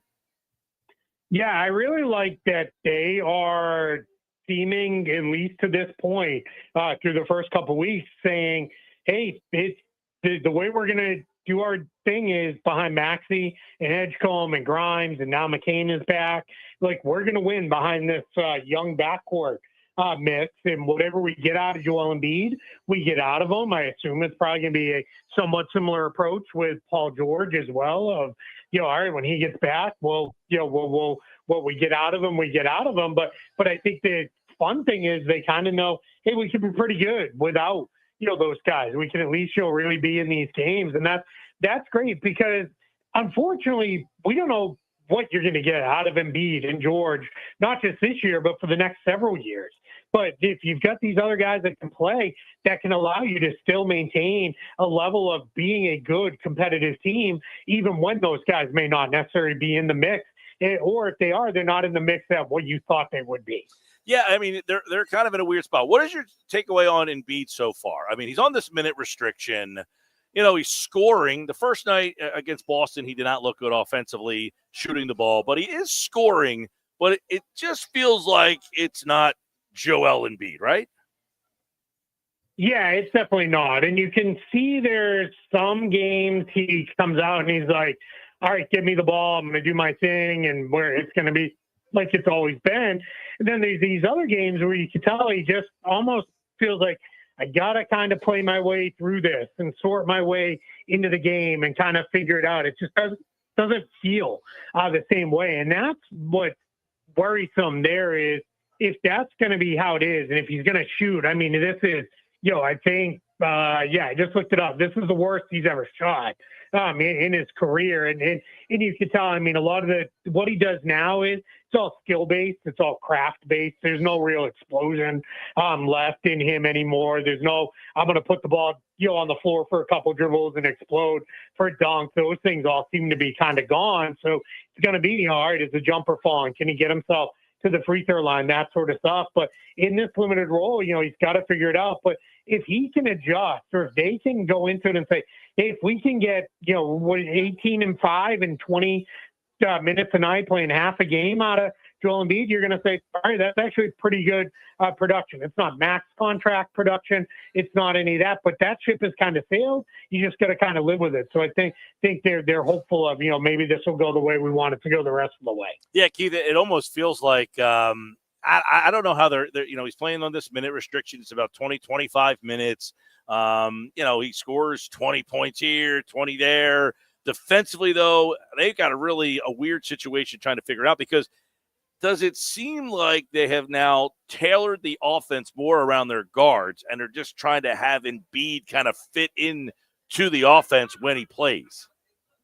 Yeah, 100%. I mean, this is now the offense is being driven by Maxey, Edgecombe, and Grimes, and to an only slightly lesser extent, Kelly Oubre, who is playing out of his mind. This is the best basketball, especially all-around basketball I've ever seen him play. He's been really, really good for the Sixers. So I think they've made that change, and with Embiid, there are still sets that you could tell are designed around what we really want to do here is we want to get Embiid the ball. We want to make sure he's in a position to score. We want to, get him some touches. But a lot of this is going to be, hey, we're going to get it. We're going to go. Yeah. They're playing, a little faster now than they have been. So there's, that part of it too, where it is, all right, this is going to be how we feel like we have to win is around our guards. We're going to have to play that way. You're right, though, the defense, that's going to be a little bit of a question mark. If you had told me even 5 years ago, amidst some of the injuries, that teams would be targeting Joel Embiid to go after him, I would have been like, you're insane. No, that's never going to be a thing. But we are kind of at a spot now where they're just a better defensive team when like a Dembana is on the floor because he just gives you more athleticism and rim protection. But, that's all stuff they're going to have to figure out. Big time. And listen, he did have 4 blocks the other night. He showed a little bit different, abilities, but the defensive side of the ball, definitely, the minute restriction thing is definitely weird how they're trying to utilize him because the other night, they're up 19 when he left the floor with 5:22 left in the third. They brought him back with 5:39 left in the fourth and the game 7. So obviously his impact not being out there, scoring. I think they're having trouble scoring at times when he's not there, but defensively it's a problem. They got to figure that out. My next question would be then, how do they figure out how to incorporate Paul George? When you watch them, do you say George is really going to change that team, or do you think it's not going to be that big of an impact? Yeah, I mean, he can help because he is somebody else you have to account for. So what I look at when Paul George gets back is you've got guys like Trendon Watford and Jabari Walker playing most of the minutes at the 4 right now, or maybe they're calling Oubre the 4, but just kind of a forward position. And George will slot in there, and he's definitely somebody who you can do more with because he's just, even a diminished Paul George is a pretty good ball handler, pretty good passer, and he can still score the ball. So I think what we're going to see them do with him is you're going to say, all right, hey, this is not going to be Tyrese Maxey go stand in the corner. VJ Edgecombe go stand in the corner because we're going to run a lot of 2-man game with George and Embiid and do, a lot of stuff there. And Kelly Oubre, you're just going to have to do putbacks and, run outs and transition points. They're going to probably say, hey, somewhat how we're using Watford and Walker where, they are guys who we're kind of at times they're doing pretty good with moving the ball and kind of keeping things flowing. We're going to ask Paul George to do that, but in a much better value. And then at moments when maybe Maxey and Edgecombe or Grimes, two of the 3 are off the floor, that's when you could say, all right, we'll go back to a little bit of that old school Paul George, Joel Embiid 2-man game, for a couple possessions. And that it's almost like Nick Nurse is going to have to coach 2 different teams at times, and that can be kind of tough on the players. But if you can pull it off, it can be pretty successful. Yeah, kind of looking forward to see how George kind of maybe gives them a little bit of a boost offensively and defensively. By the way, that's one area where Paul, I think, gets downplayed. He is a pretty good defensive player for them. Edgecombe, obviously, he's come out with a bang. Is this sustainable? Is he a guy that profiles now as a guy that looks like he could score in this league consistently? Yeah, I think, when he came out and he was scoring 30 points and those things, that's a little above his head. Like that's not going to be where he is, especially at least early on. But what you're seeing is kid is hyper competitive. He's super smooth. Like his game flows smooth. I probably talked to you about him before, but where he really popped for me fully was when he was playing for the Bahamas in the Olympic qualifying tournament against NBA players, against really good players, and in a really important games in that he played really, really well. And it was like, this kid looks like he belongs. Then he went to Baylor, and the season was a little messy. That Baylor team had a lot of guys who, quite frankly, were kind of playing for themselves, and it just wasn't much of a cohesive group. And now you're seeing, all right, he can kind of fit. And what's exciting is it's not just scoring, right? He's making plays as a rebounder. The other night, couldn't make a shot, so he started really ramping up his defense, and he got on the glass really well. And then he's a pretty good playmaker and passer. Those things are I think, really exciting and things that I think should get Philly fans excited. And then, yeah, if you get George back, and if Embiid can kind of recover anything, the more Edgecombe can play off guys, the easier the looks he's going to get. He's doing pretty good with some tough looks. You get him even easier ones. That's where it might start to be a lot more sustainable for him going forward. Well, that's why it's interesting. McCain, played the other night, not a lot of minutes, 15, just kind of, he's coming off knee surgery, then thumb surgery. But it will be kind of interesting to see how Edgecombe, McCain, Maxey, Grimes, how Nick Nurse can utilize all four of those, because in the 30 or so games that McCain played last year, he showed he's another guy that can get a bucket. Yeah, absolutely. He's a fun player, and he's another kid who's tough. He's not afraid to get in there and mix it up on the glass. He'll make things better for them all around. One thing you got to be careful of, Tyrese Maxey's minutes. Like having McCain back, hopefully that'll give Nick Nurse the trust of, all right, he can take Tyrese Maxey off for more than a handful of minutes each game. I mean, he's averaging up over 40 minutes per game. The last guy who averaged over 40 minutes per game in a season was Monte Ellis. And the last guy who averaged as many as Maxey's been playing was Allen Iverson when he was with the Sixers. So that tells you how long ago that's been. And we saw last year, Tyrese Maxey, not that that's why he ended up missing so much of the season. Some of that was, quite frankly, shenanigans around trying to keep the draft picks. But the idea with Maxey was he did wear down, right? You didn't want to see him get run down, because it was asking him not only to play a ton, but to also do a lot, right? Defend, full court on both, on defense, pick up opposing teams, lead ball handler, and create all of our offense and all that. I hope Jared McCain coming back, if you can knock that down into, even if it's into the, mid to high 30s, that feels a lot better than being up over 40 minutes per game. All right, this has been a big topic here, Keith Smith. So you're out of the market. You cover the league as a whole. A lot of people say, look, this Sixer team is better without Embiid. They're faster. They get up and down. But ultimately, big picture, we're playing March now. Are the Sixers better off without Joel Embiid as you see it? Yeah, I don't think so. Not yet, at least. But I think what we are seeing is the way they can be a really good team without Joel Embiid if something changes long term for the franchise, or if they were to consider moving him in a trade or something like that. I think now you can feel pretty good, because for a little while there was like, all right, this Maxey kid's kind of fun, but what's he going to be? Well, now he's a full-blown star. Like no questions asked. This kid is going to be an all-star level player for years to come. And then you add Edgecombe to that. I think Grimes and McCain are really fun players too. We'll see how if Grimes sticks around beyond this year, because I don't know that he's going to be content with coming off the bench with how good he has become. But you can start to get the idea of, all right, this is the way they can play differently. I will say this, they're certainly a lot more fun to watch now. That's for sure. With this group, because of the way they play. That's for sure. That was a dreadful season last year. This year's season got off to a fun start. We'll see the back-to-back on Saturday and Sunday. Toronto and Detroit, who's really good. Detroit has really picked it up. By the way, Keith, I'm looking at this year's draft, and I'm imagining you're going to get some bad basketball at the end of this year with a lot of teams not all that interested in winning. Mike, you're already getting some bad basketball now with teams not already all that interested in winning. You're telling me teams are tanking in the first month of the season? So what has happened with when you have a draft class like this where, college basketball is just getting started, but you got Darren Peterson, AJ Bonsa, Cameron Boozer, you've got Nate Amen, you've got Mikel Brown, you've got other guys that people really like. I mean, this draft class is really, really good. There's not a Cooper Flagg or Victor Wembanyama type player in it, but depth of the class is way better than the last handful of draft classes we've seen.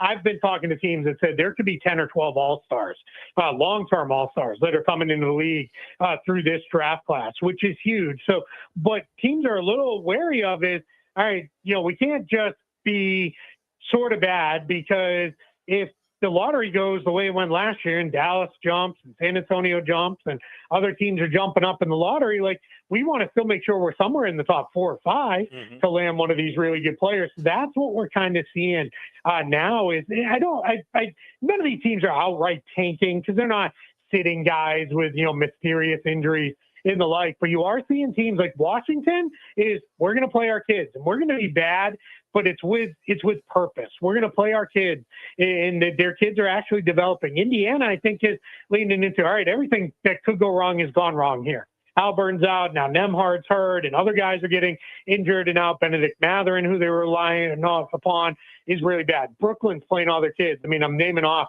a whole bunch of Eastern Conference teams, but those teams are all awful. And then in the West, I think you've got a little bit of New Orleans starting to look at it and saying, all right, it might not be our year here. How do we have to kind of pivot? And you're going to see that, I think, happen very early on because of how deep this draft class is. Yeah, listen.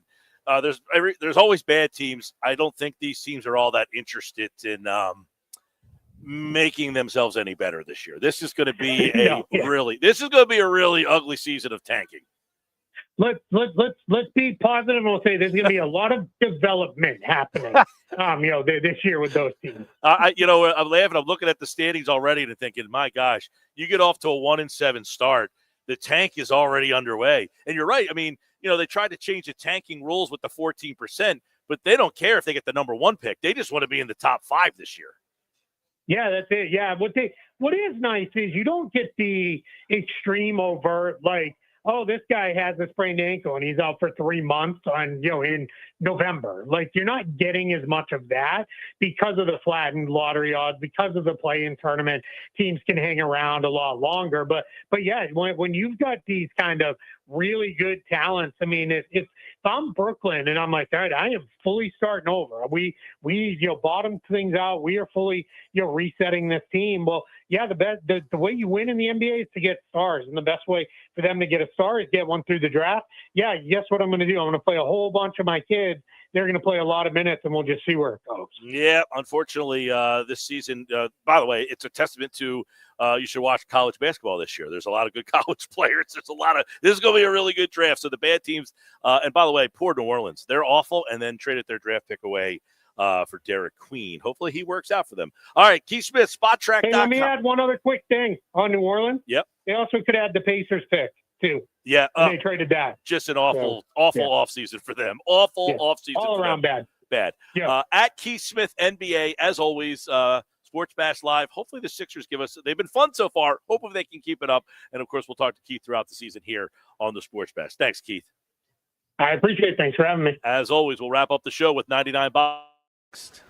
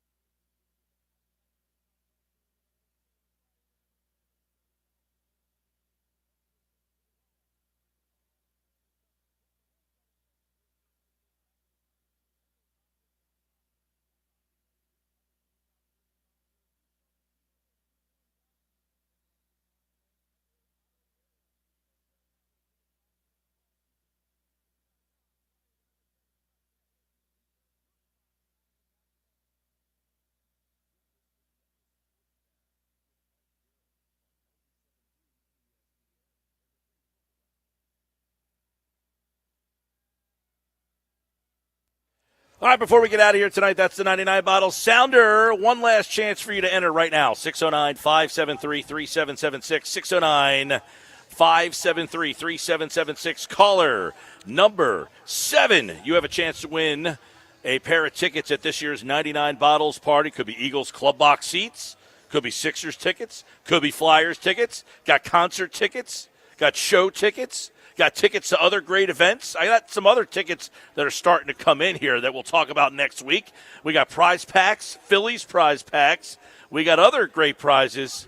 All you got to do right now is be caller 7 at 609-573-3776, and you automatically win a pair of tickets. But you must be present to win at Maynard's in Margate, 9306 Amherst Avenue. Good luck. Hey, I want to thank everybody at Chickies and Pete's. We'll talk to you tomorrow on a Happy Hour Friday. Have a great night, everybody.